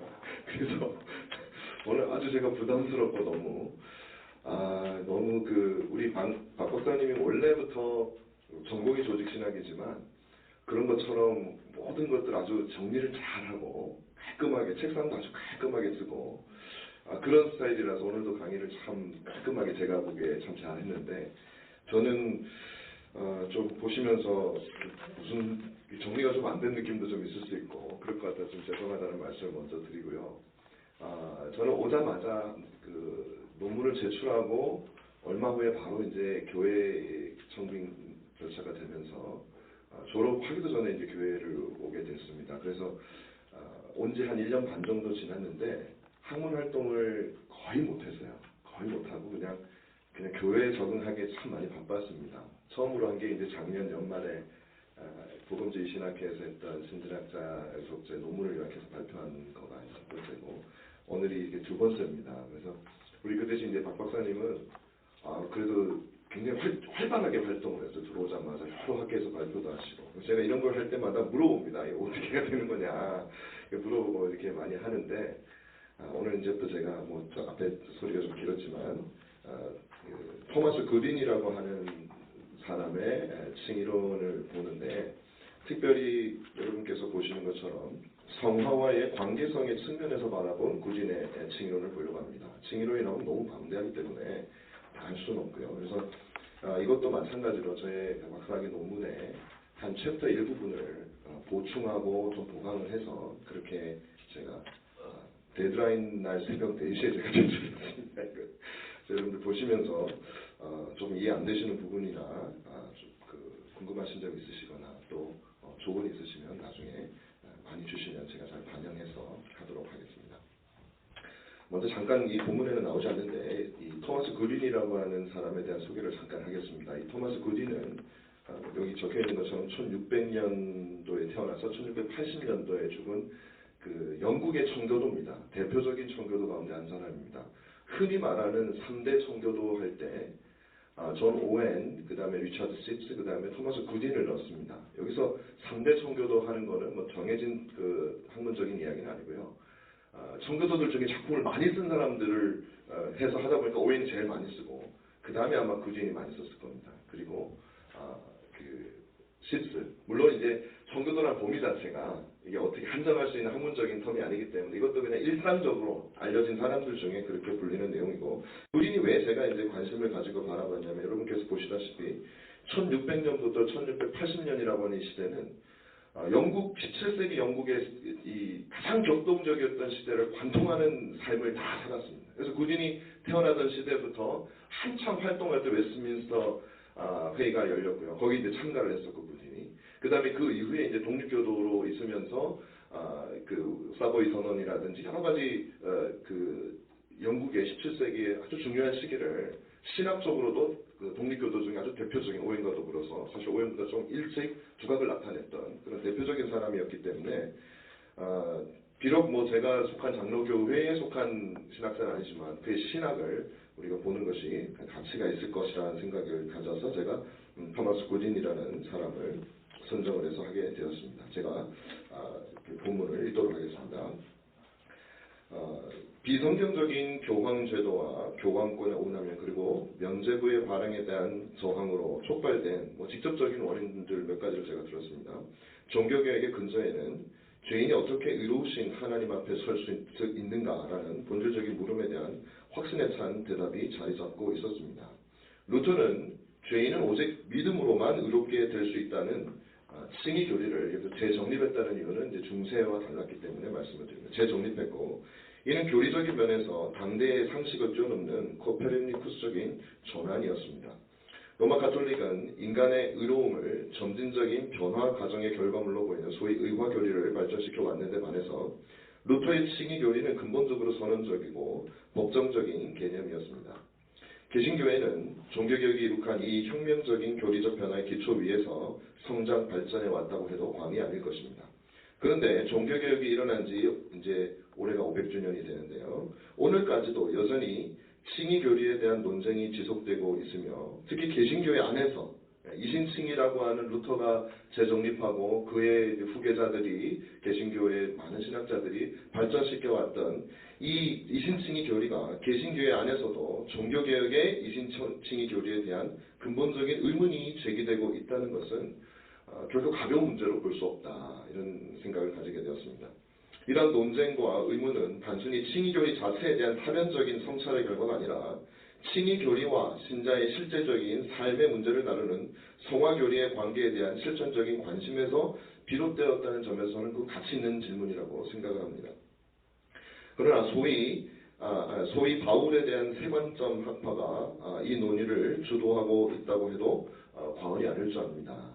저는 역사 신학을 전공한 사람이어서 신약 신학 분야에서 활발하게 논의되고 있는 이 논쟁에 직접적으로 끼어들 수 있는 사람은 아니지만, 그러나 이 논쟁이 단지 20세기, 21세기 컨텍스트에서만 진행되는 것이 아니라 16, 17세기의 칭의 개념과 연관되어져서 논쟁이 이루어지고 있기 때문에 답을 같이 한번 살펴보게 되었습니다. 대표적 세관점 학자인 D.G. 던은 제2성전기 문서들을 토대로 제기된 E.P. 샌더스의 주장, 곧 유대인들과 그들의 율법 인식에 대한 전통적인 이해가 잘못되었다는 주장에 동의하면서 한 걸음 더 나아가서 단순히 제2성전기 문서들뿐만 아니라 신약 성경의 바울 서신들, 특히 갈라디아서와 로마서에 나타나는 율법에 대한 바울의 인식에 대해서도 전통적으로 오해해왔다고 주장한다.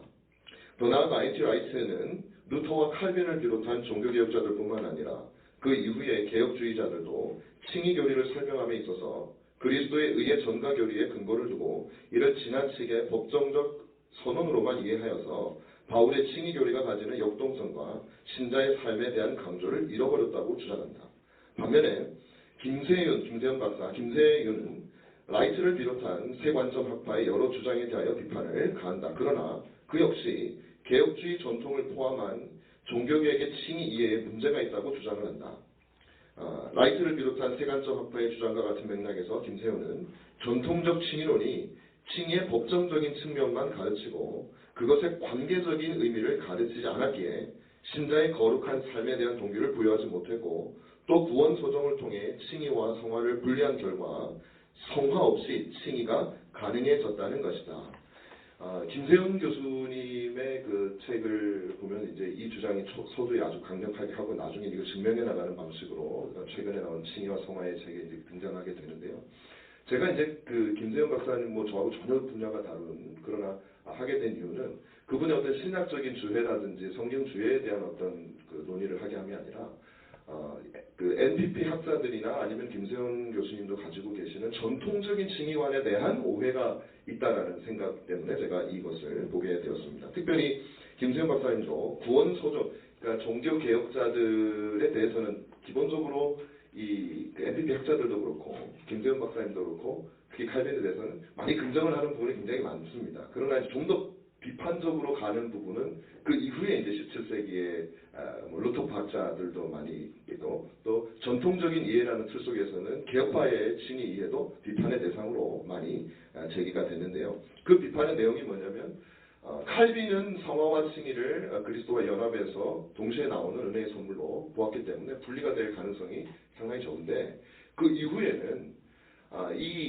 그 구원 서정이라는 개념을 도입하게 되면서 성화를 칭의 다음에 원하던 순서적인 그 두 개가 하나가 아니라 분리되는 구조로 구원 서정이라는 개념이 도입되면서부터 칭의와 성화가 구분되었다라고 주장을 합니다. 근데 이 주장은 원래 김세훈 박사님의 주장이 처음이 아니고 웨스트민스터 신학교에서 성경신학과 조지신학을 가르쳤던 리처드 개핀의 견해와 아주 유사합니다. 개핀은 칭의와 성화가 분리할 수 없는 특성을 강조하기 위하여 그리스도와의 연합 개념을 강조합니다. 칼빈이 칭의와 성화를 그리스도와 연합에서 나오는 이중적 은혜로 불렸던 것을 상기하면서 초기 개혁파 신학자들은 이 둘을 분리할 수 없는 것으로 보았던 것에 반해 그들의 후예인 개혁파 정통주의자들은 구원 서정의 개념을 발달시켰고, 그 결과 시간적이든 논리적이든 어떤 의미에서건 칭의를 성화보다 앞선 것으로 배열함으로 말미암아 칭의와 성화를 분리하는 데 결정적인 기여를 했다는 것입니다. 하지만 이러한 견해들이 가지는 공통점은 모두 종교개혁과 개혁파 정통주의 칭의 개념을 오해하고 있는 부분이 있다는 것입니다. 그러므로 본 연구는 17세기 영국 개혁파 총교도 중에 한 사람이었던 토마스 그린의 칭의론을 통해서 전통적인 칭의 개념, 특히 개혁주의 전통의 칭의 개념은 결코 성화와 분리될 수 없다는 사실을 밝힐 것입니다. 이를 위해서 개혁파 정통주의자들은 성화를 법정적인 측면뿐만 아니라 그에 따른 자연적인 결과로서 칭의의 관계적인 측면도 소홀하지 않았으며 칭의의 근거를 구원서정의 틀 안에서만 이해한 것이 아니라 칼빈과 마찬가지로 그리스도와의 연합을 칭의의 중요한 근거로 이해했음을 증명할 것입니다. 칭의의 역사적인 이해에 대한 제가 이제 글을 썼는데 이 이유는 뭐냐면 좀 스킵을 내가 좀 하려고 합니다. 이거는 초대 교부 시대부터 중세를 거치면서 종교 개혁 시기까지 칭의에 대한 아주 중요한 두 가지 큰 흐름, 이해의 흐름이 있다는 것을 제가 말씀을 드리기 위한 것이었습니다. 하나는 뭐냐면 칭의를 실질적인 거룩함과 변화의 측면으로 우리의 어떤 실태성이 변화되는 측면으로 보려고 하는 그런 의미에서의 칭의관이 하나가 있었고 또 하나는 칭의관은 그것보다는 우리 종교개혁자들의 전통을 따라서 선언적이고 법적인 의미에서의 칭의 개념으로 하는 것이 중세 이전에 아예 없었던 것이 아니라 있었다라는 것을 이제 중세를 통과하면서 어떤 과정을 거쳐서 중세의 칭의론이 어떻게 발달되어져 왔는가 하는 것을 제가 요약을 했는데 사실 이게 직접적으로 제 오늘 이 아티클과는 큰 관련은 아주 직접적인 관련은 없는데 분량이 꽤 많아서 뺄까 하다가 그래도 일단 넣고 발표할 때 좀 스킵해서 발표하면 좋겠다 싶어서 이렇게 제가 넣었습니다. 그래서 이거 쭉 넘어가시고요.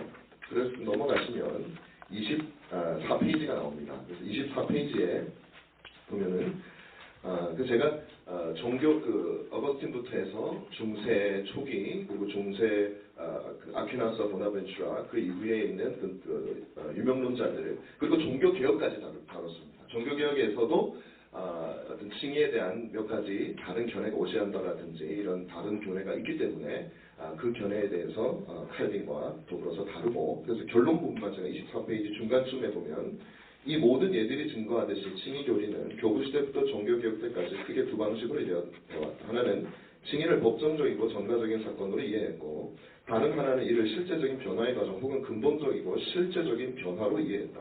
비록 초대교회에 뿌리를 두고 있으며 중세를 거치면서 거의 사라져버렸던 법정적이고 전가적인 칭의 이해가 종교개혁자들에 의해서 대단한 각광을 받으며 재등장하기는 했지만 그렇다고 해서 이 종교개혁의 위대한 교리에 대하여 계속되어 왔던 서로 다른 두 줄기 사이 실제적인 변화라고 하는 줄기 사이의 갈등이 16세기에도 심지어는 종교개혁자들이 있던 그 시대에도 완전히 종식되지는 않았다. 캐톨릭을 제외하고서라도 그렇습니다. 개신교 내에서도 그렇다는 겁니다. 그래서 이제 17세기 칭의 논쟁을 제가 봅니다. 저는 이제 사전에 잠깐 말씀드릴게요. 우리 박재훈 박사 같은 경우는 조직신학을 하셨고 저는 이제 역사신학을 하다 보니까 제가 공부하면서 늘 좀 많이 혼났던 게 자꾸 역사신학적 접근법과 조직신학적 접근법을 혼동을 많이 했었습니다. 그래서 우리 조직신학에서는 어떤 한 인물에 대한 사상에 대한 오늘 우리가 보았듯이 평가, 저자의 평가가 수시로 드러나지만 신학 사상 자체에 대한 평가가 나타나지만 이 역사신학의 접근법은 사실 그것보다는 역사적인 사실을 바탕으로 두고 그 사실을 드러내는 데 좀 더 초점을 두기 때문에 오늘도 제가 굳이 내 사상이 더 옳으냐 그르냐 어디가 잘못됐냐 그걸 지금 따지는 건 아니고요. 이 역사신학을 할 때 또 중요한 부분 중에 하나 너무 선배님도 너무나 잘 아시겠지만 컨텍스츄얼라이제이션이기 때문에 17세기 칭의 논쟁이 이 구디니 칭의론이 어떤 컨텍스트에서 발전됐는가 하는 것을 잠깐 보려고 합니다. 그리고 제가 중간에 말씀드려서 죄송한데 오늘 이 칼빈 학회와 조인을 한다는 걸 제가 나중에 한참 후에 알았습니다. 제가 개혁주의 학술원에서 발표를 해달라 그러길래 어떤 주제로 해야 되냐 그랬더니 아무거나 해도 된다 그래서 아무거나 했는데 이 칼빈 학회와 하기 때문에 제가 직접적으로 칼빈을 다루지 않기 때문에 여기 칼빈 학회에서 칼빈에 관심을 가지고 특별히 오신 분들께는 조금 죄송하다는 말씀을 드리고 굳이 연결점을 찾자면 앞에서 제가 서두에 잠깐 말했지만 칼빈에게서 나타났던 이중은혜로서의 성화와 칭의의 견해가 이 종교개혁자들 구디네 신학에서도 아까 보니까 공리에게서도 그 부분은 나타나는 것 같은데 연합으로 말미암아 나타나는 이 개념이 사라지지 않고 있다라는 사실 이것을 이제 오늘 논문을 통해 제가 말씀을 드리고자 합니다. 17세기 논쟁을 보겠습니다. 24페이지입니다. 칭의에 대한 서로 다른 두 견해의 대립관계는 17세기의 새로운 양상으로 전개되었다. 칭의의 본질에 대한 견해, 특히 그리스도의 능동적인 의가 죄인에게 전가되었는가에 대한 문제가 뜨거운 논쟁을 불러일으켰다.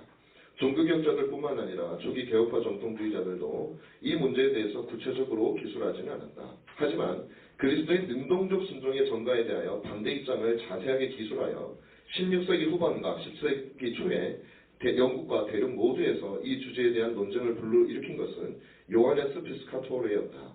칭의에 대한 가톨릭의 의회 주입 교리를 논박하면서 그는 그리스도의 의회 전가 교리를 주장했다. 하지만 그는 그리스도의 능동적 순종은 칭의의 요소가 아니며 칭의는 오직 죄의 사함에 있다고 주장하게 이른다. 뿐만 아니라 우리를 의롭게 하기 위하여 전가된 의는 그리스도의 거룩한 삶을 의미하지 않고 단지 죄 사함만을 의미할 뿐이라고 했다. 달리 표현하면 그는 죄 사함을 의의 전가와 동일시했다는 말이다. 피스카토르의 견해는 개혁파 정통주의 신학자들, 특히 영국과 프랑스의 신학자들에게서 심한 반발을 가져왔다.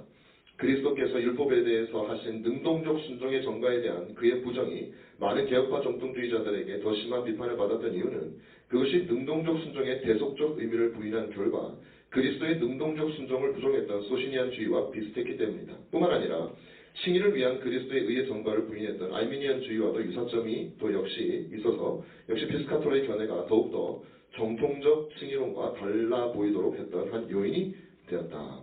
그러니까 그전에는 그리스도의 능동적 의에 대해 능동적 의냐 수동적 의냐라는 구분이 종교개혁자들에게서는 그렇게 분명하게 나타나지 않는데 반해서 이제 이 피스카토르가 그것을 나올긴 나올 텐데 이 배사에 대해서 직접적으로 반발을 하면서 이것을 구분하고 수동적인 의만 그리스도께서 우리에게 전가되어졌고 그래서 칭의를 죄사함 자체와만 동일시해버리는 이제 그런 결론을 내리게 되었습니다. 그럼에도 불구하고 그의 생각이 개혁파 정통주의 신학자들에게서 전적으로 거부당한 것은 아니었다.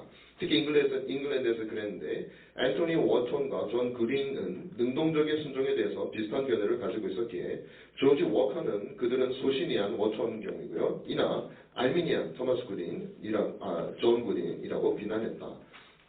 워커는 소시니안주의자들과 존 그린을 포함한 알미니안주의자들이 모두 그리스도의 능동적 순종의 전가를 거부하고는 새로운 의미의 전가, 곧 믿음이 유일한 적적성을 가지고 있는 전가를 구원해냈다고 주장한다. 이들에게 있어서 죄인에게 전가된 것은 그리스도께서 율법에 능동적으로 순종한 것이 아니라 믿음이었다. 더구나 칭의를 위한 그리스도의 전체 순종을 의미는 웨스트민스터 회의에서 뜨거운 논쟁이 되었다. 토마스 가테커는 리차드 마인스는 정확하게 동일하진 않았지만 피스카토르의 입장을 지지했다. 그들은 그리스도의 능동적 순종이 구원에 필요하다고는 했지만 택자에게 전가되지는 않는다고 했다. 반면에 찰스 헐리와 토마스 그린은 이 주장에 가장 강력하게 반대하였으며 능동적 순종은 그리스도께서 우리의 구속주가 되시기 위해서 반드시 필요할 뿐만 아니라 택자에게 전가되는 것이라는 사실을 확인했다. 이 문제와 관련하여서 그리스도의 능동적 순종의 전가를 부인하는 것과 칭의에 대한 리처드 백스터의 독특한 입장이 가지는 깊은 연관성에 주목할 필요가 있다. 그러니까 우리가 참 이 17세기 청교도들 중에 논란이 되는 사람이 리처드 백스터인데요. 이 사람이 개혁주의자냐, 아니면 알미니언주의자냐, 아니면 어떤 사람은 심지어 그 캐톨릭에 가까운 세미 편하게주의자라고 얘기를 하기도 하고 논쟁이 굉장히 많이 엇갈립니다. 그러나 또 많은 부분에서 또 실제 청교도들과 많은 교제를 나눴고 개혁파 청교도들과 나눴던 사람인데요. 이 리처드 백스터가 가지는 입장은 뭐냐면 능동적 순종을 거부합니다. 근데 그 이유가 그리스도의 능동적 순종이 우리의 성화와 직접적으로 관련되어 있기 때문에 그것을 거부하게 됩니다. 백스터의 신율법주의 성향은 칭의를 위해서 우리에게 전가되는 능동적 순종을 부인하는 것에 뿌리를 두고 있다. 피스카토르가 주장하듯 만약 율법에 대한 그분의 능동적 순종으로 성취된 그리스도의 의가 죄인들에게 전가된다면 그리스도께서 이미 그들의 자리에서 모든 것을 지키셨으므로 죄인들은 율법을 지킬 필요가 없게 될 것이라고 생각한다. 그래서 백스터도 역시 반율법주의자들을 논박하기 위해서 같은 이유로 능동적 순종의 전가를 부정한다. 엄격한 전가를 주장하는 반율법주의자들은 엔티노미안들은 그리스도께서 율법에 대해서 하신 능동적 순종과 이를 통해서 얻으신 그리스도의 의가 죄인들의 순종과 완전하게 동일한 것이기에 구원을 위해서 더 이상 죄인들이 율법을 지켜야 할 필요가 없다고 믿었다. 뿐만 아니라 백스터가 의롭게 된 죄인들의 의무를 많이 강조하도록 만든 중요한 이유가 있다. 첫 번째로는 반율법주의자들에 반하기 위한 것이었고요. 반율법주의자들은 특별히 그 중에서도 영원 칭의 혹은 어떤 의미에서는 믿음보다 먼저 이루어지는 칭의 개념은 백스터가 무너뜨려야 할 적이었습니다. 왜냐하면 믿음이 중생자의 첫 번째 행위라고 할 때 이들의 사상은 구원을 공로적이든 아니든 인간의 행위와 전적으로 분리시키기 때문이다. 믿음 이전에 칭의를 받았다는 내용은 우리의 의로움을 인간의 행위와 완전히 단절시켜버리기 때문에 반대를 했던 겁니다. 백스터의 소위 복음적 의는 그리스도의 능동적 순종에서 직접적으로 비롯하는 것이 아니다. 왜냐하면 그분의 능동적 순종뿐만 아니라 수동적 순종도 두 번째 언약, 곧 은혜 언약의 의가 아니고 행위 언약의 의이기 때문이다. 만약 그리스도의 순종과 만족이 은혜 언약에서 비롯된 것이 아니라면 은혜 언약 안에서 그들을 의롭게 하는 의는 택자들은 어디서 얻을 수 있다는 말인가? 이 중요한 질문에 대해서 백스터는 자신의 독특한 복음적 의라는 개념을 가지고 대답합니다. 이것은 우리의 믿음의 행위와 복음의 수적 순종에 달려 있다는 것입니다. 백스터는 이 의미를 더 분명하게 하기 위해서 다음과 같은 말을 덧붙인다. 비록 그리스도께서 율법의 조건들을 성취하셨고 우리가 성취하지 못한 것을 만족시키셨지만 복음의 조건을 행해야 하는 것은 바로 우리들 자신이다. 자신의 능동적 수동적 순종을 통해서 율법의 조건을 성취하신 그리스도로 말미암아 행위 언약은 더 이상 효력을 발휘하지 못한다. 대신 믿음과 순종을 조건으로 하는 새로운 언약이 세워졌다. 만약 그리스도의 의가 새 언약을 위한 기초를 제공하는 공적인 의라면 믿음으로 그 언약에 들어가는 것은 개인적인 의, 곧 복음의 의로서 각 개인이 만족시켜야 하는 것이다. 이런 의미에서 백스터에게 믿음이란 칭의의 조건이기는 하지만 칭의를 얻기 위한 수단이라고 할 수는 없다. 왜냐하면 그리스도의 의가 믿음을 통해서 전가되는 것은 아니기 때문에. 그러니까 이 백스터의 그 언약론은 사실 정통적인 개혁파 신학의 언약론하고는 좀 달랐습니다. 왜 그러냐면 일반적으로 개혁파 신학에서 은혜 언약에 해당되는 그리스도의 순종과 그리고 그분의 의로 말미암는 전가의 개념이 백서에게는 행위 언약의 완성으로 보고 또 다른 의미의 은혜 언약 그걸 기초로 해서 그 행위 언약으로 단절된 건 아니지만 그 행위 언약 그리스도께서 이루신 의로 말미암아 기초로 해서 또 다른 은혜 언약이 성립이 되는데 그것은 우리가 믿음과 순종으로 말미암아 성립될 수 있는 의다. 그래서 우리가 일반적으로 리처드 백스터를 신율법주의자라고 이렇게 부르는 이유가 그렇게 좀 우리 전통적인 개혁파 신학에서 말하는 의와는 그 언약과는 좀 다르기 때문에 그렇습니다. 그는 그리스도의 공로적 수동적 의가 칭의의 공로적 원인이라는 사실은 인정한다. 하지만 이 공로적 원인이 칭의의 유일한 원인은 아니라고 말한다. 그러므로 믿음으로 말미암는 칭의는 단순히 죄인들이 그리스도께서 낮아지시고 순종하신 이를 통해서 얻는 공로의 전가를 통해 믿음으로 말미암아 의롭게 된다는 의미가 아니다. 오히려 죄인들은 예수 그리스도를 구속주와 선지자와 제사장과 왕으로 믿는 믿음으로 말미암아 의롭게 된다. 비단 제사장으로서의 직분만이 아니다. 일반적으로 우리가 이걸 중요시하겠지만요. 의롭게 하는 믿음의 대상으로서 그리스도의 이 직분들 가운데 그는 그리스도를 왕으로 믿어야 한다는 사실을 강조한다. 왜냐하면 왕이자 후원자이신 그리스도께서는 우리에게 은혜를 유익함을 주시는 분이신 그리스도께서는 자신의 약속에 따라 영소를 통해서 의롭게 하신다. 이제 제가 이 부분을 좀 더 구체적으로 백스터의 칭의론을 하는 건 아니지만 제가 왜 백스터를 조금 구체적으로 다루냐면 17세기에 있어서 법정적이고 선언적인 측면에서의 칭의가 아닌 측면에서는 백스터의 이 칭의론이 상당히 이 넓은 의미의 개혁파 신학 안에서 아주 중요한 역할을 감당했기 때문에 구린과 대조되는 관점에서 제가 백스터를 조금 설명을 드립니다. 백스터의 칭의론을 더 구체적으로 보면 그가 칭의를 세 개의 구분되는 측면으로 나누고 있음을 알게 된다. of Justification이라고 하는 책에서 그는 칭의가 세 가지 행위를 상징한다고 말한다. 첫째, 용서, 위에서 말한 condemnation입니다. 혹은 본질적인 칭의로서 은혜의 율법이나 복음의 약속을 통해서 이루어지는 것이다. 둘째로는 재판정에서 판결하는 면죄다. 셋째로는 앞에 판결을 시행하는 것으로서 형벌에서 실질적으로 해방되는 것이다. 칭의에 대한 이 세 가지 구분은 백서가 그리스도를 왕으로 다루면서 만든 것이다. 칭의의 첫 번째 개념은 왕이자 후원자이신 예수 그리스도와 밀접하게 관련된 것으로서 그분은 우리를 의롭게 하시되 자신을 믿는 모든 사람들에게 그리스도와 생명을 주는 은혜의 법과 약속을 제정하시고 그에 따라 우리에게 용서를 주신다. 이것은 칭의의 법적인 측면에 초점을 두며 사람이 은혜의 율법과 관련하여 의롭다는 것을 상징한다. 이것은 상당히 이 FPP에서 말하면은 현재적으로 우리가 믿음으로 말미암아 하나님과의 언약 관계에 들어간다는 측면과 아주 유사합니다. 뭐 똑같다고까지는 제가 말할 수 없겠지만 상당히 유사해서 그리스도께서 왕으로서 제정하신 은혜의 법 아래서 믿는 순간 그 은혜의 원리 안으로는 들어가는데 그것이 칭의가 완결된 것이 아니다라는 것입니다. 그게 이제 첫 번째 의미의 이 백서의 칭의 개념이고, 두 번째 칭의는 하나님의 심판의 판결을 통한 칭의를 가리킨다. 이것도 역시 은혜 율법에 대하여 의로운 사람들에게 판결을 내리는 왕이나 재판관과 관련이 되어 있다. 백서는 이 칭의가 가장 충만하고 완전하면 타고난 칭의로 간주한다. 왜냐하면 최종 심판을 염두에 두고 그가 칭의에 대해서 말한다고 생각해보면 이것이야말로 은혜의 율법에 따라 의인에게 내리는 최종적이고 결정적인 판결이다. 마지막에 우리가 하나님의 심판단에서 받게 되는 그 칭의를, 선고를 말하는 거죠. 그 전에 거는 은혜의 법에 따라 그 법의 원리 안으로 들어가는 자격을 얻는 것이고, 두 번째 백서의 칭의는 최종적으로 우리가 하나님의 심판대 앞에서 얻게 되는 최종적 칭의를 말하는 것입니다. 마지막으로 세 번째 칭의는 앞선 두 칭의를 시행하는 것이며 실제로 의롭게 된 사람을 형벌해서 자유롭게 하는 것이다. 이것도 역시 왕이신 그리스도의 사역이다.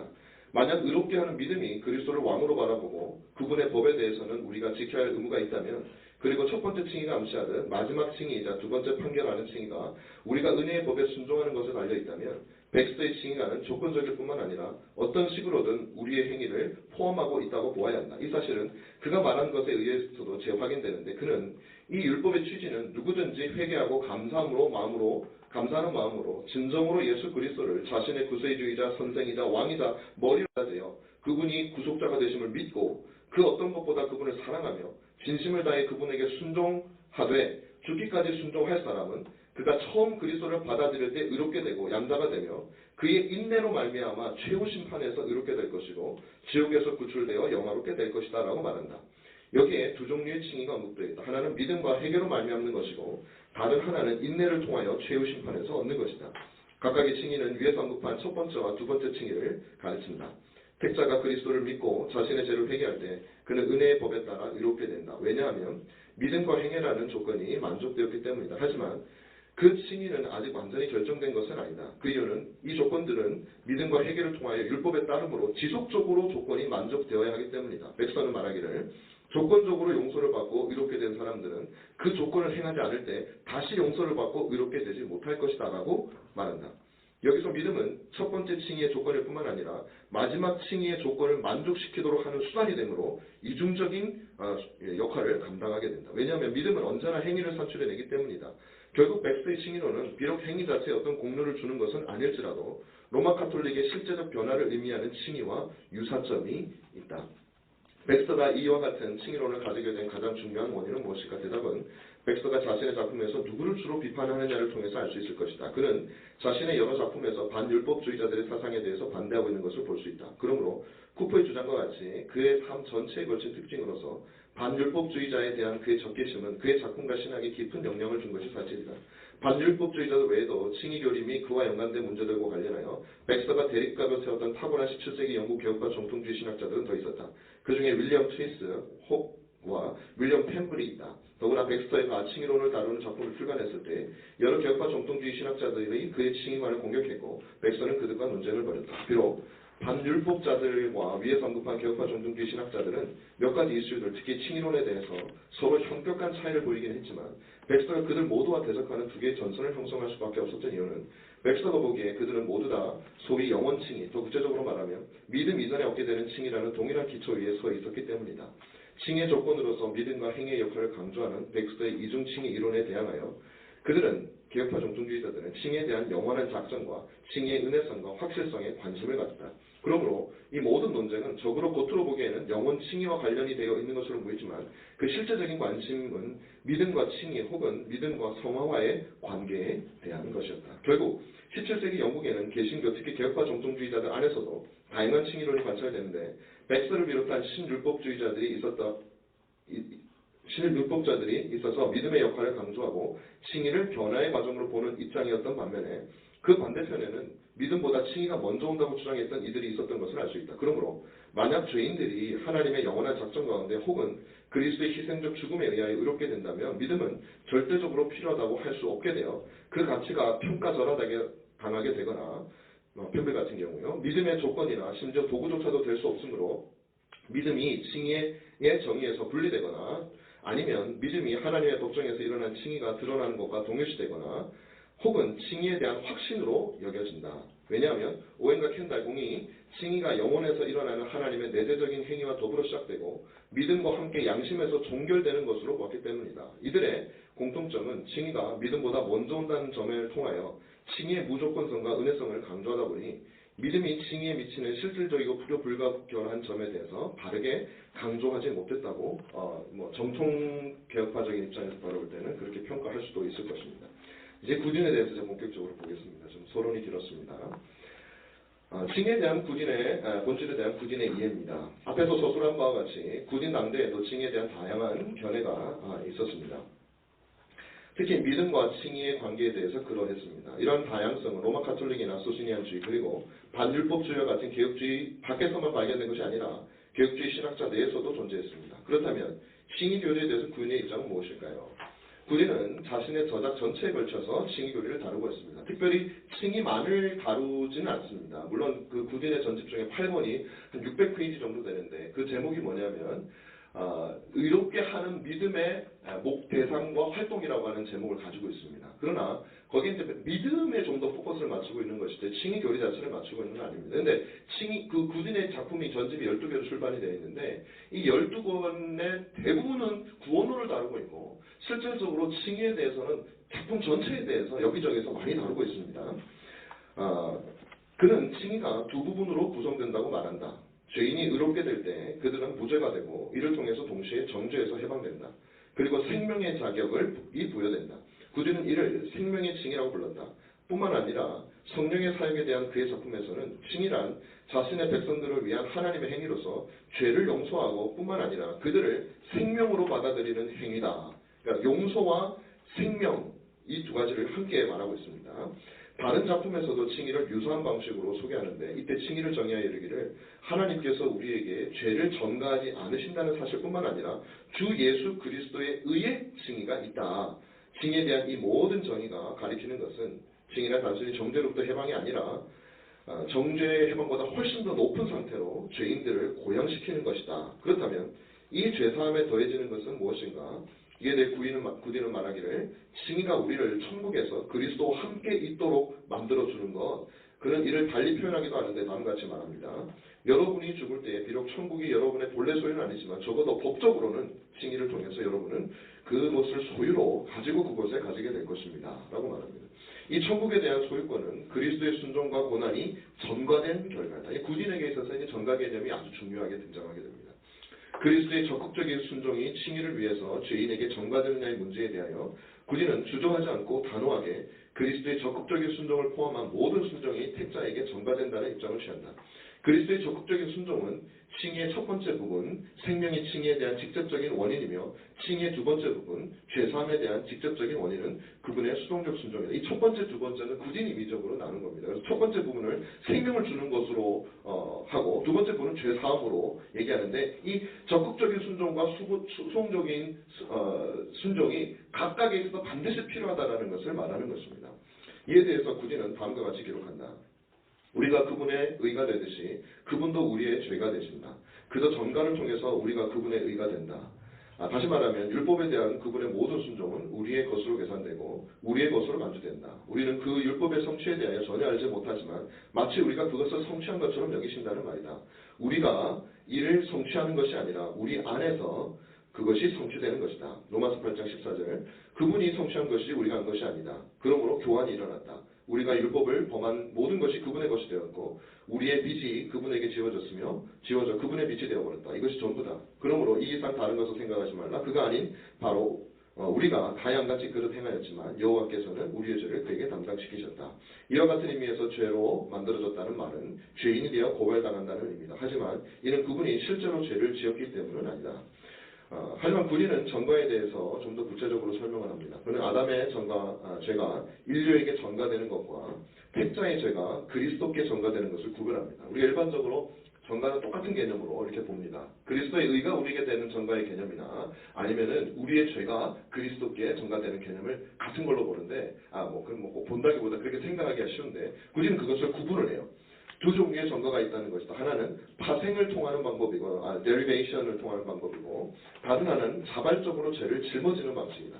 아담의 죄가 그의 자손들에게 전가된 것은 파생과 자연적이고 필연적인, 이것도 필연적인 언약이라는 것은 행위 언약을 말하는 것입니다. 하나님께서 구진의 행위 언약 개념은 창조법의 개념으로서 하나님이 인류를 창조하는 그 순간에 어떤 언약을 세워서 존재하는 것이 아니라 하나님과 인간의 존재론적 차이에 의해서 법이 생기게 되고 그 법이 바로 곧 행위 언약이라고 보는 입장을 구진은 가지고 있기 때문에 자연적인 방식에 의해서 그 존재론적 차이에서 나타나는 필연적인 것이고 아담의 죄가 그의 자손에게 전가된 그런 것이고요. 택자들의 죄는 자발적이고 대가 없이 감당하여서 우리에게서 가져갔으며 자발적인 언약에 따라서 그리스도께 전가된 것이다. 소위 말하면 구속 언약을 통해서 되는 것이죠. 이 구분을 통해서 구리는 아담의 죄가 전가된 결과 인류가 가지는 죄악됨과 우리의 죄가 전가되었음에도 불구하고 그리스도께서 가지시는 무죄함을 대조한다. 그리스도의 의는 우리의 의로 온전히 해서 우리가 참된 의인이 될 수 있지만 동일한 의미에서 그리스도가 죄인이 되었다고 했을 때 우리와 똑같은 의미에서 죄인이라는 것은 아니다라고 이제 구진은 분류를 합니다. 왜냐하면 그리스도는 죄가 온전한 의미의 죄인은 될 수가 없으니까요. 그래서 그 내용이 뭐냐면 우리에게 전가되는 그분의 의는 우리의 죄가 그분에게 전가되는 것과는 다르다. 하나님과 그분 사이의 언약에 따라 그분의 의는 우리에게 전가되어 우리가 그분 안에서 율법을 성취했으며 율법이 우리 안에서 성취되었다고 말할 수 있을 정도다.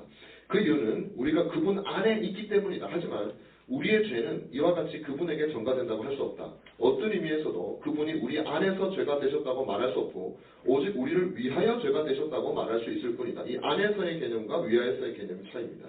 혹은 우리 안에서 우리에 의해서 저질러졌기에 우리 안에 있는 것으로 여겨지는 죄가 그분의 것이 되는 것이다. 왜냐하면 우리가 그분 안에 있다고는 할 수 없지만 그분이 우리 안에 계신 것은 할 수 있지만 그분이 우리 안에 계신 것은 아니기 때문이다. 그 이유는 뿌리가 가지를 내는 것이지 가지가 뿌리를 내는 것은 아니기 때문이다. 그러니까 뿌리와의 가지와의 관계가 가지는 뿌리 안에 속했던 적이 있지만 뿌리는 가지 안에 속한 적은 없다. 그래서 그리스도와 우리와의 관계도 그렇기 때문에 그분의 의가 우리에게 전가될 것은 마치 그리스도의 것이 우리에게 그대로 전가되는 것으로 우리가 의인이 되지만 그러나 그분이 죄인이라고 했을 때 마치 그분이 우리처럼 똑같이 죄인이 되는 개념은 아니다라는 그 관계를 구리는 설명합니다. 칭의에서 우리의 죄가 전가된다고 하면 이는 그리스도를 인간과 동일한 의미에서 죄인으로 만들 것이라고 하는 피스카토르의 염려와는 반대로 구리는 비록 우리의 죄가 칭의 시에 전가되더라도 그리스도께서 친히 죄를 지은 것과 같은 의미로 그분을 죄인으로 만드는 것은 아니라고 주장한다. 택자들이 제가 했던 말씀을 또 읽겠습니다. 택자들이 그리스도 안에 있기에 마치 그들이 율법을 성취한 것과 같다는 엄밀한 의미로 그리스도의 의가 택자들의 의가 되었다고 주장한다. 반면에 비록 그들의 죄가 그리스도께 전가되었다고 말할 수는 있으나 그들의 죄는 그리스도께서 친히 죄를 지으신 것 같이 그렇게 그분께 전가된 것은 아니다. 왜냐하면 그분은 그들 안에 계셨던 것이 아니라 그들을 위하여 죄인이 되셨기 때문이다. 다시 말하면 전가라는 용어가 그리스도와 그분의 백성들 사이에서 죄와 의에 대하여 공히 사용되기는 하지만 그 의미가 서로 다른데 그 이유는 뿌리이신 그리스도와 가진 그분의 백성 사이의 관계가 오직 의의 전가에만 제대로 적용될 수 있지 죄의 전가에는 동일한 의미로 적용될 수 없기 때문이다. 이는 결국 가지들이 저지른 죄가 뿌리가 저지른 죄로 간주될 수 없다는 의미인데 똑같다고 볼 수 없다는 의미입니다. 왜냐하면 뿌리는 한 번도 가지 안에 속한 적이 없기 때문이다. 칭의에 있어서 구진이 그리스도의 능동적 순종을 인정한다는 사실을 보여줄 증거는 무수히 많지만 한 가지만 더 제시하자고자 한다. 독립교회주의자들에 의해 특히 구딘과 오웬의 주도로 작성된 사보의 선언은 웨스트민스터 신앙 고백을 개정한 것이다. 정치 부분에 관한 부분을 제외하고는 거의 비슷합니다. 하지만 전체 순종, whole obedience라고 하는 표현을 사용한 것에 대하여서는 웨스트민스터 신앙 고백에서 많은 논쟁이 있었고 그 후에 이 표현을 사용하자는 의견이 더 많이 지지를 얻었지만 결국에는 이 whole이라는 부분을 뺄 수밖에 없었습니다. 웨스트민스터 신앙 고백에서는요. 그러나 사보의 선언은 이에 대해서 다음과 같이 분명하게 밝힙니다. 특별한 내용은 아니고요. 그리스도의 능동적 순종, 수동적 순종을 구분을 해가지고 이 순종 전체를 표현을 하고 있다는 것입니다. 웨스트민스터 신앙 고백과 사보의 선언은 공의 로마 가톨릭에서 주장하는 의의 주입이라는 개념과 칭의를 오직 죄사함과 동일하게 여기는 피스카토르의 주장과 백서가 주장하는 믿음의 전가와 그의 칭의의 행위를 포함시키는 방식을 다 거부한다. 하지만 칭의를 위한 그리스도의 의의 전가에 있어서 그리스도의 수동적 순종만이 아니라 그분의 능동적 순종을 분명하게 포함시키는 것은 사보의 선언이다. 군인이 그리스도의 의의 전가를 받아들이는 것은 공적 인간으로서 그리스도께서 하신 사역이 가지는 대속적 가치와 밀접한 관련이 있다. 이 공적 인간이라는 개념은 군인의 언약 신학에 뿌리를 두고 있다. 그리스도의 능동적 순종이 가지는 대속적 의미를 부정했던 피스카토로와 그리스도의 능동적인 의와 수동적인 의가 전가된다는 사상을 거부했던 맥스와는 달리 군인은 그리스도의 능동적 수동적 의가 가지는 대속적인 성격의 기원이 영원한 구속 언약 안에 있다고 하며 이 구속 언약에서 그가 공적 인간으로서 감당하는 사역이 다른 이들을 의롭게 한다고 주장한다. 왜냐하면 그리스도는 하나님과 동일하신 분이시지만 그분의 위격은 언약 안에서 종의 본성과 모습을 취하셨는데 이는 순전히 다른 사람을 온전하게 하기 위함이었기 때문이다. 구진의 언약신학, 특히 그의 구속 언약에 대한 사상을 보면 은혜 언약의 모든 조항들이 구속 언약에서 미리 결정되었다. 특히 그리스도는 자신의 모든 백성들을 위하여 공적 인간이자 인류의 머리로 지명을 받으셨으며 율법에 완전하게 순종하시고 결국 십자가에서 죽으심으로 그 역할을 감당하셨다. 그 결과 성부와 성자 사이에 맺어진 영원한 언약에 따라 공적 인간으로서 은혜 언약의 모든 조건을 성취하실 때 그리스도께서 순종을 통해서 이루신 의가 택자들에게 전가가 된다. 그러니까 전가의 개념을 일반적으로 설명할 어떻게 생각하냐면 그럼 믿음으로 전가된다. 아까 말했지만 도구적 원인을 얘기할 수 있지만 그럼 왜 믿음이라는 것이 어떤 근거에 의해서 전가의 수단이 되느냐. 이것은 구속 언약에 그 뿌리를 두고 있다라고 얘기를 하고 있는 것입니다. 이와 같은 칭의 언약적 기원은 칭의에 대한 군인의 다른 정의에서도 분명하게 나타난다. 그는 칭의가 두 가지로 이루어졌다고 말한다. 전가된 의, 곧 그리스도의 의, 우리가 그분에게 가는 것은 바로 이것을 얻기 위함이다. 두 번째는 전가의 행위, 곧 그 의를 나의 것 혹은 당신의 것으로 감추하심. 이는 주로 하나님의 행위다. 앞서 언급했던 칭의에 대한 정의, 곧 죄의 용서와 생명의 자격의 수여라는 정의는 칭의의 내용을 가리키는 반면에 이 정의는 그리스도의 의의 전가와 이를 가능하게 하는 분이 누구신가에 대해서 언급하고 있다. 칭의가 성부와 성자 사이에 맺어진 언약에 근거하고 있듯이 결국 칭의는 성부와 성자의 사역임을 보여준다. 왜냐하면 이미 언급한 대로 구디는 의가 성자이신 그리스도의 의라고 말하면서 동시에 전가의 행위는 성부의 행위라고 기록하고 있기 때문이다. 결국 구디는 자신의 주장을 다음과 같이 요약한다. 그리스도의 공로가 우리를 의롭게 하는 효력은 언약에 뿌리를 둔다. 바로 성부와 성자가 동의한 언약이다. 다른 이로부터 의를 얻을 필요가 없으신 여호와께서는 이와 같은 방법으로 우리의 의가 되신다. 하지만 구딘의 칭의론 속에 속한 일반적인 사항을 재구성함에 있어서 반드시 언급해야 될 내용이 있다. 이게 좀 독특한 부분인데요. 지금까지 살펴본 대로 구딘은 그리스도의 수동적인 의가 죄인의 실제적인 죄를 사하며 그리스도의 능동적인 의가 죄인을 의롭게 한다고 가르친다. 하지만 이 두 가지 내용에 구딘은 한 가지를 덧붙인다. 그것은 원죄를 제거하는 것과 관련되었다. 로마서 8장 1에서 4절을 조회하는 가운데 구딘은 비록 중생한 사람들이 여전히 본성상 부패를 가지고 있기는 하지만 더 이상 그들이 정죄를 받지 않는 이유는 그들이 그리스도와 연합되어 있기 때문이다 라고 말한다. 어떻게 그리스도와 연합 혹은 그리스도 안에 거함이 부패한 중생자를 율법의 저주에서 벗어나게 할 수 있는가? 그리스도 안에 거함으로 말미암아 중생한 사람들은 더 이상 죄와 죽음의 법과 능력 안에 있지 않으며 대신 생명의 성령의 법, 곧 그리스도 안에 있는 완전한 거룩을 소유하고 있기 때문이라고 대답한다. 뿐만 아니라 우리 안에 있는 본래의 부패함이 가지는 정죄하는 능력을 제거하는 것은 바로 그리스도의 본성 안에서 완전하게 거룩하게 된 육체를 그리스도께서 육체의 모양을 입고 이 땅에 오신 것이다.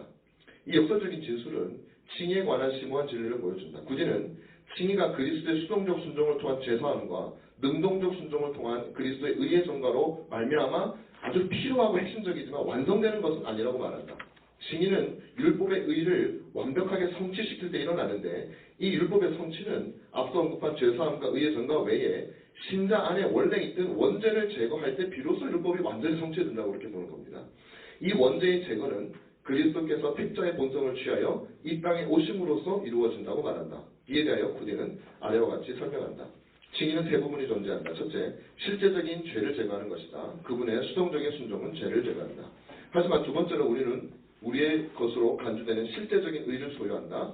예수 그리스도의 능동적 순종은 많은 사람들을 의롭게 했다. 칭의는 죄의 용서에만 있는 것이 아니라 우리에게 전가된 그리스도의 의에도 있다. 그리고 이 의는 아담의 죄가 우리에게 전가되는 그리스도에게 전가됩니다. 하지만 아직 율법이 완전히 성취된 것은 아니다. 왜냐하면 법정적 의미로 이해했는지 아니면 그 안에 실질적인 변화의 요소가 있는 것으로 이해했는지를 살펴볼 것이다. 칭의의 수단과 원리, 믿음과 그리스도와 연합입니다. 앞서 언급했던 대로 만약 칭의가 그리스도의 수동적 순종을 통한 죄사함과 능동적 순종을 통한 의와 완전한 인간의 육신을 입고 이 세상에 오심으로 말미암아 원죄를 없애는 율법의 의를 포함한다면 그리스도를 통해서 얻게 된 이 칭의의 다양한 측면들이 택자의 것으로 여겨질 수 있느냐라는 의문이 일어난다. 칭의에 필요한 모든 객관적이고 외적인 조건이 그리스도의 성육신과 이 땅에서의 삶과 죽음으로 준비되었다면 과연 택자들은 어떻게 주관적으로 또 개인적으로 자신의 삶 속에서 이렇게 될 수 있는가? 만약 정관하는 해답을 제시한다면 그 정관은 어떻게 일어나는가? 앞에서 칭의의 기원이 삼위 하나님께서 세우신 영원한 구속 언약에 있다는 사실을 밝힘으로써 이 질문에 대해서 이미 대답했다. 이 언약에서 그리스도는 단순히 독립적이고 개인적인 존재로 임명을 받은 것이 아니라 공적 인간이자 택자들의 머리가 되셨다. 하지만 이 내용만으로는 그리스도의 성취와 공로가 어떻게 하나님 앞에서 택자의 것으로 간주되는지를 충분히 설명하지 못한다. 그리스도의 의가 택자에게 전가되기 위해서 하나님께서는 조건과 수단을 사용하시는 어떤 핵심적인 요소가 있다. 그것이 바로 믿음이다. 구제는 칭의를 세 시기로 구분한다. 이 구분은 앞서 언급했던 칭의의 세 부분과는 그건 아까 칭의의 구성 요소였고요. 이거는 좀 다른 부분입니다. 우리가 칭의를 얻는데 의롭게 하시는 세 시기가 있다는 것입니다. 첫 번째 시기 혹은 첫 번째 순간은 성삼위일체 하나님께서 구속 언약을 체결하시던 순간이다. 구지는 우리가 우리 자신 안에서가 아닌 그리스도 안에서 택함을 받아 그분 안에서 우리가 존재하고 의미를 가지게 되었을 때 의롭게 되었다고 말한다. 비록 구지는 선택이 구속 언약보다 먼저 일어났다고 생각하는 것처럼 보이긴 하지만 어쨌든 둘 다 영혼 가운데 발생한 사건이다. 그러므로 이 두 사건 사이에는 시간적인 순서는 존재할 수 없다. 있다면 논리적인 순서인데 이 논리적으로 선택이 구원 언약보다 구속 언약보다 먼저 일어나야 한다. 왜냐하면 만약 택자가 아직 정해지지 않았다면 구속 언약의 내용으로서 그리스도께서 위하여 죽어야 하는 대상이 없기 때문이다. 그러므로 이 칭의의 행위는 하나님의 가슴과 마음에서 일어난 내재적인 행위이며 이는 하늘에서 일어난 칭의라고 부른다. 이는 또한 영원 칭의라고도 불리기도 한다. 하지만 하늘에서 일어난 칭의는 단순히 시간 속에서 일어나는 실제적인 칭의를 위한 준비라고만은 할 수 없다. 구디는 우리의 머리가 되시는 그리스도 안에서 선택되었으므로 처음 선택되던 그 순간에 우리가 의롭게 되었다고 담대하게 주장한다. 이와 같은 이유로 구디는 로마서 8장 30절에서 바울이 구속 이후에 우리에게 적용되는 모든 축복들, 곧 소명, 칭의, 영화와 같은 것들이 이미 과거에 주어진 것으로 말하고 있다. 심지어 하나님이 우리를 예정하실 때에도 마찬가지다. 그렇다면 여전히 영화를 향해 나아가고 있는 우리들이 어떻게 이미 영화를 포함한 영적 축복들을 소유하고 있는 것으로 여겨질 수 있을까? 이에 대한 구준의 대답은 다음과 같다. 하지만 보다 더 특별한 관계 속에서 이렇게 작정된 축복들은 이미 주어졌다고 말할 수 있다. 왜냐하면 그런 축복들이 비록 그 자체로 존재하지는 않지만 아직 시간적으로 우리가 태어나지 않았기 때문에 그 축복들과 우리를 모두 대변하는 머리 곧 그 축복들을 얻기 위해서 다른 피조물들은 결코 할 수 없는 일을 담당하신 머리 대신 그분 안에 우리가 존재했고 그분 안에서 우리가 그 축복을 누리게 되었다라는 것입니다. 이 모든 축복은 구속 언약 안에서 우리들을 위해서 주어졌을 뿐만 아니라 받아들여졌다. 그리고 이 언약 안에서 그리스도는 자신에게 전가된 우리의 모든 죄를 담당하시고 우리에게서 그 죄를 벗기셨다. 그 후에 그리스도는 자신이 우리 인간의 인격을 자신의 것으로 취하실 때 우리의 모든 죄를 자신이 담당한다는 언약을 맺으셨고 하나님께서는 그 죄악을 우리에게 전가시키지 않으시고 그리스도를 바라보시며 모든 값을 대신 지불했다고 하시고 우리를 보시며 모든 죄에서 해방되었다고 하시기를 위해서 언약을 체결하셨다. 그래서 이 영원전에 일어났던 칭의에 대해서 군인의 설명을 두 번째 이제 간단하게 좀 하겠습니다. 두 번째는 십자가에서 그리스도께서 죽으시고 부활하실 때 또 우리에게 칭의가 일어났다고 얘기합니다. 그것은 왜냐하면 성경에도 나오듯이 그분이 죽으시고 부활하심으로 말미암아 의롭게 되셨으므로 우리가 그분 안에서 우리의 칭의를 위한 그분의 일은 십자가에서 이루어졌기 때문에 존 오웬이 이 입장을 강력하게 주장하는 편인데요. 두 번째 시기인 그리스도의 죽으심과 부활하심 속에서 우리가 두 번째 칭의가 일어났다고 그렇게 얘기합니다. 그리고 세 번째 칭의는 무엇이냐면은 바로 우리가 직접적으로 믿게 되는 바로 그 순간에 세 번째 칭의가 일어난다고 얘기를 합니다. 제가 19페이지 마지막 부분에 있겠습니다. 비록 칭의의 세 시기 중에 첫 번째와 두 번째 단계가 구진의 칭의 교리에 있어서 아주 중요한 의미를 가지긴 하지만 이 모든 것들은 하나님의 눈에서 일어난 사건이지 실질적으로 시간 속에서 한 개인에게 일어난 사건은 아니다. 이제 칭의에 반드시 필요한 세 번째 순간이 주어진다. 구진이 생각하는 칭의 교리에서 하나님께서 택자를 의롭게 하시는 마지막 활동은 앞에서 언급했던 두 내재적인 활동을 택자들 개인의 삶에서 실제로 일어나도록 하는 것이며 이는 믿음으로 이루어진다. 제가 구진의 얘기는 스킵하고요. 37페이지. 구디는 비록 우리가 영원히 그리고 그리스도의 부활을 통해 의롭게 되었다고 말하기는 하지만 우리는 우리가 그리스도를 믿기 전에는 하나님의 칭의를 실제로 소유하는 것은 아니라고 말한다. 왜냐하면 아직 태어나진 우리를 향한 하나님의 행위는 오직 하나님의 법정에서만 우리에게 칭의를 위한 자격 혹은 권리를 줄 수 있기 때문이다. 하지만 우리가 칭의가 주는 유익을 누리고 의롭게 된 상태를 가지고 있는 것은 믿음으로 말미암는다. 그러므로 구디의 주장은 비록 우리를 위해서 칭의가 전에 주어졌음에도 불구하고 우리는 지금 그 믿음을 가질 때에 바로 그 모든 것을 받게 된다는 것이다. 더 나아가 그는 믿음이 있기 전에 성경은 바로 그 택자들을 발표하는데 바로 그리스도께서 위하여 죽은 자들이다. 이들은 다른 사람들뿐만 아니라 믿기 전까지는 진노의 자녀들이었다라고 말합니다. 그러니까 구딘에게 있어서는 한편으로는 우리 믿음 전에 일어나는 영원 칭의와 그리고 십자가와 부활을 통해서 일어나는 그 칭의를 칭의라고 주장을 합니다. 준비가 아니라 그것도 칭의다 이렇게 주장을 하는데 또 동시에 그럼에도 불구하고 우리가 믿을 때에 그건 실제적인 칭의다 이렇게 얘기를 하거든요. 그럼 굉장히 혼란스럽더라고요. 도대체 뭐가 실제적이라는 것이냐. 준비라고 하면 이해가 쉬울 텐데 왜 그것도 굉장히 중요한 것처럼. 그러니까 이 구디는 앞에서 일어났던 두 가지를 단지 준비로 격화시키고 싶지 않았던 것이 굉장히 중요한 의미를 가지고 있다는 걸 얘기합니다. 그런데 이 두 모순을 갖다가 어떻게 해결하려고 하냐면 38페이지 첫 번째 문단에 나옵니다. 스콜라스틱한 방법을 이제 도입을 하게 되는데요. 구디는 칭의의 세 시기에 대한 자신의 주장이 서로 모순되어 보일 수 있다는 사실을 인정한다. 하지만 그럼에도 그는 그것들이 각각 사실이라고 외친다. 그는 이 문제를 세 가지 개념을 사용하여 해결하고자 한다. 이거는 그겁니다. 이 세 가지 개념, 처음 두 가지는 하나님의 뜻에 대한 스콜라적인 구분인 하나님의 숨겨진 뜻과 드러난 뜻에 대한 이걸 각각의 하나고요. 나머지 하나는 대표성의 원리 혹은 그리스도의 연합 교리를 통해서 이 문제를 해결하려고 합니다. 그는 그리스도와의 사이에서 정한 하나님의 숨겨진 뜻에 따라 우리가 하나님의 드러나지 않은 숨겨진 뜻에 따라 우리가 믿음 이전에 의롭게 된 반면에 하나님의 드러난 뜻이 뭐냐면 말씀으로 말미암아 말씀 속에는 믿음으로 말미암아 구원을 의롭게 된다고 말하였으므로 하나님의 숨겨진 뜻에서는 믿음 이전에 칭의가 일어났지만 하나님의 드러난 뜻에 의해서는 믿음으로 말미암아 우리가 칭의가 된다 이렇게 구분을 하게 됩니다. 이렇게 하여 구디는 우리가 믿음 이전에 의롭게 되었다고 말할 수 있는 것은 단지 대표성의 원리에 따라 그런 것이다. 대표성의 원리에 따라서 그리스도와 우리가 연합되었기 때문에 대표성의 원리에 따르면 우리는 믿음 이전에 의롭게 됐지만 우리는 그러나 믿음으로 말미암아 그리스도를 통하여 실제로 의롭게 된다라고 일컬어진다. 이것이 당대의 다른 청교도들과 똑같은 것이 아니라 개혁파 내에서도 아까 이제 앞서서 말씀드린 대로 어떤 사람들은 믿음 이전에 영원 칭의를 주장한 자들도 있었고요. 어떤 사람들은 영원부터 시작된 칭의가 오행 같은 사람들도 우리 그 믿음으로 말미암아 우리 양심에서 혹은 우리의 의식 속에서 우리가 인식하는 것이다라고 표현하는데 구디는 좀 더 나가는 겁니다. 그게 아니라 분명히 그 둘은 다른 것이다. 그리고 믿음으로 말미암아 실제적인 칭의가 발생한다라고 그렇게 얘기를 하게 됩니다.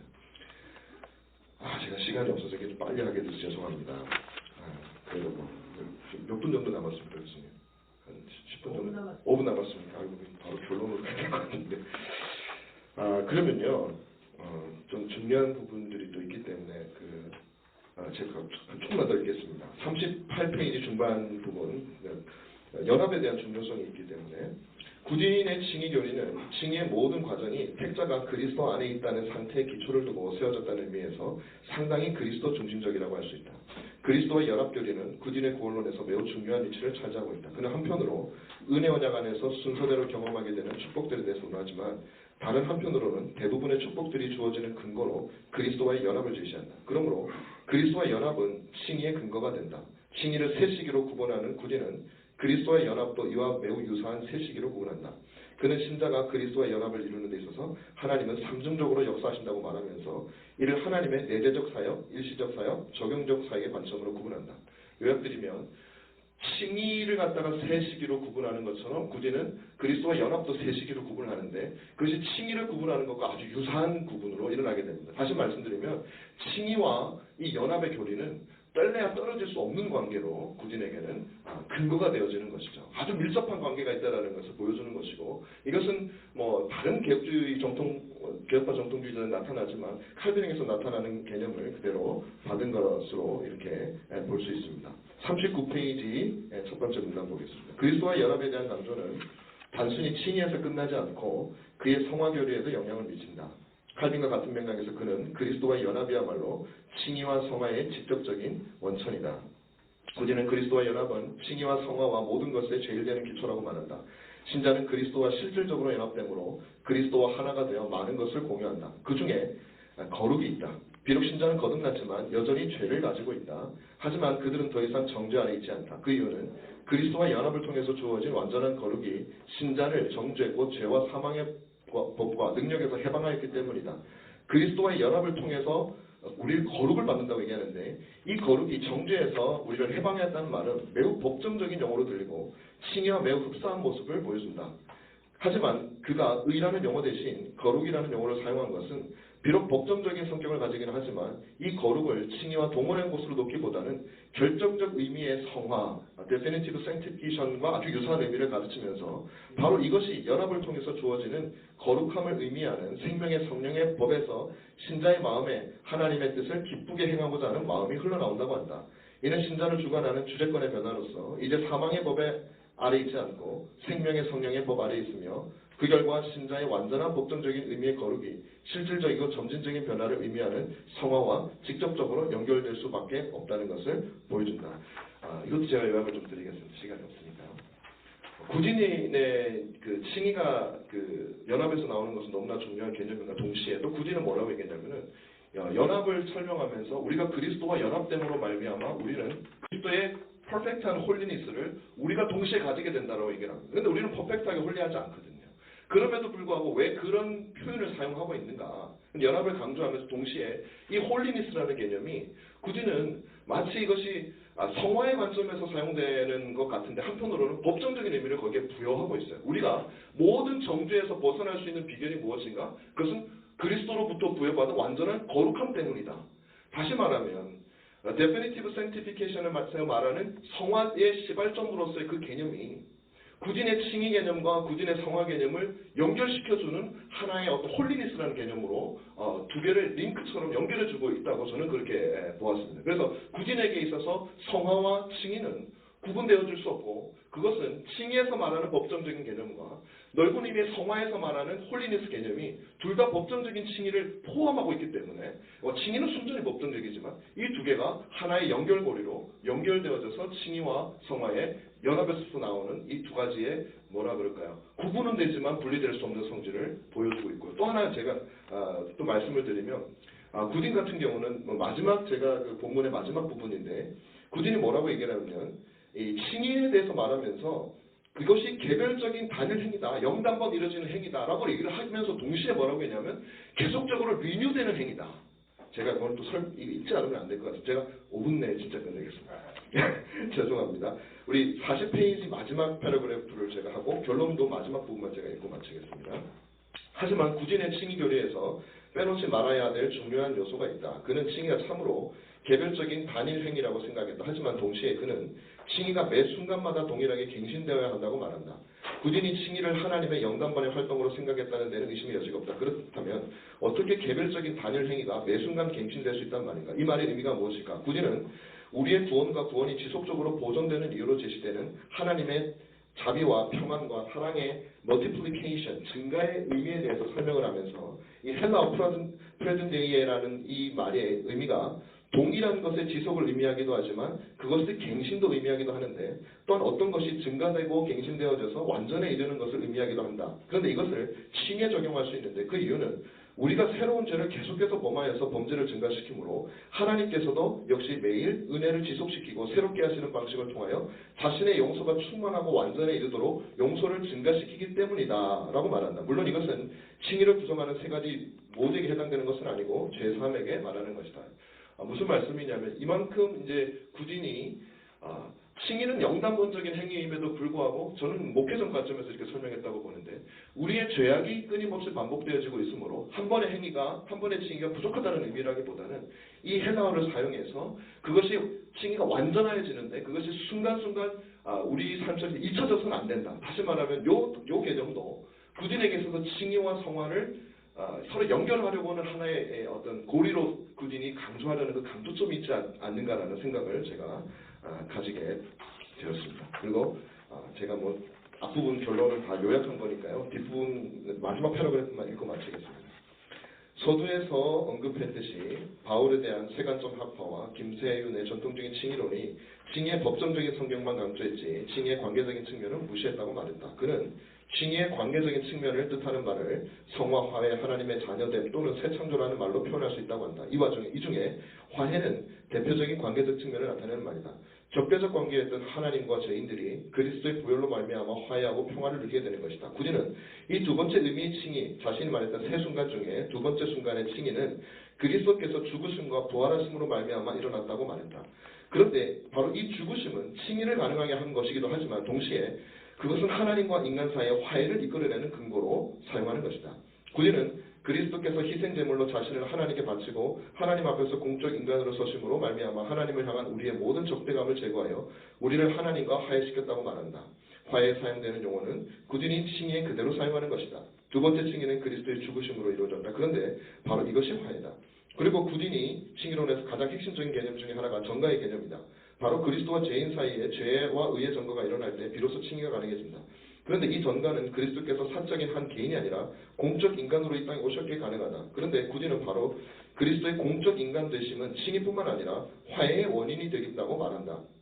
법정적인 성격의 칭의에 사용되는 핵심적인 개념이 관계적인 측면을 말하는 화해에 그대로 사용되어지고 있다. 뿐만 아니라 구딘에게 있어서 양자도 역시 믿음으로 말미암아 일어나는 것으로서 칭의와 동시에 이루어지는 역사다. 결국 칭의는 양자와 화해의 근거가 되는 것이다. 아니, 칭의로 말미암아 양자와 화해는 필연적으로 오게 된다. 그러므로 김세윤이 말하듯 전통적인 의미의 칭의가 법정적 의미만을 말하고 관계적인 측면을 말하지 않았다는 것은 전통적인 계획주의 칭의 자체만을 놓고 보면 틀린 말은 아니지만 전통적인 관점에서 칭의는 언제나 화해나 양자와 같은 많은 부분과 공유하고 있거나 아니면 그것의 전제 조건이므로 서로 분리될 수 없다는 것을 생각한다면 김세윤의 칭의 개념 안에서 전통적 신학에서 말하는 다른 은혜 언약의 축복들을 김세윤은 칭의 개념 안에 다른 모든 성화라든지 이것들을 한꺼번에 집어넣었다면 구디는 그리스도의 연합에서 나오는 은혜 언약의 축복 가운데 다양한 측면들을 구원 서정이라는 관점에서 서로 구분해서 보여줄 뿐이지 결국 칼빈이 칭의와 성화를 연합해서 나오는 이중적 은혜라고 말했다면 구디는 이와 같은 연합 교리의 중요성을 충실히 반영하여 법정적 의미의 칭의와 관계적 실제적 의미의 성화를 분리할 수 없는 축복으로 설명하면서도 각각의 축복이 가진 특징을 구원 서정을 통해서 풀어내었다고 할 수 있을 것이다. 여기까지입니다.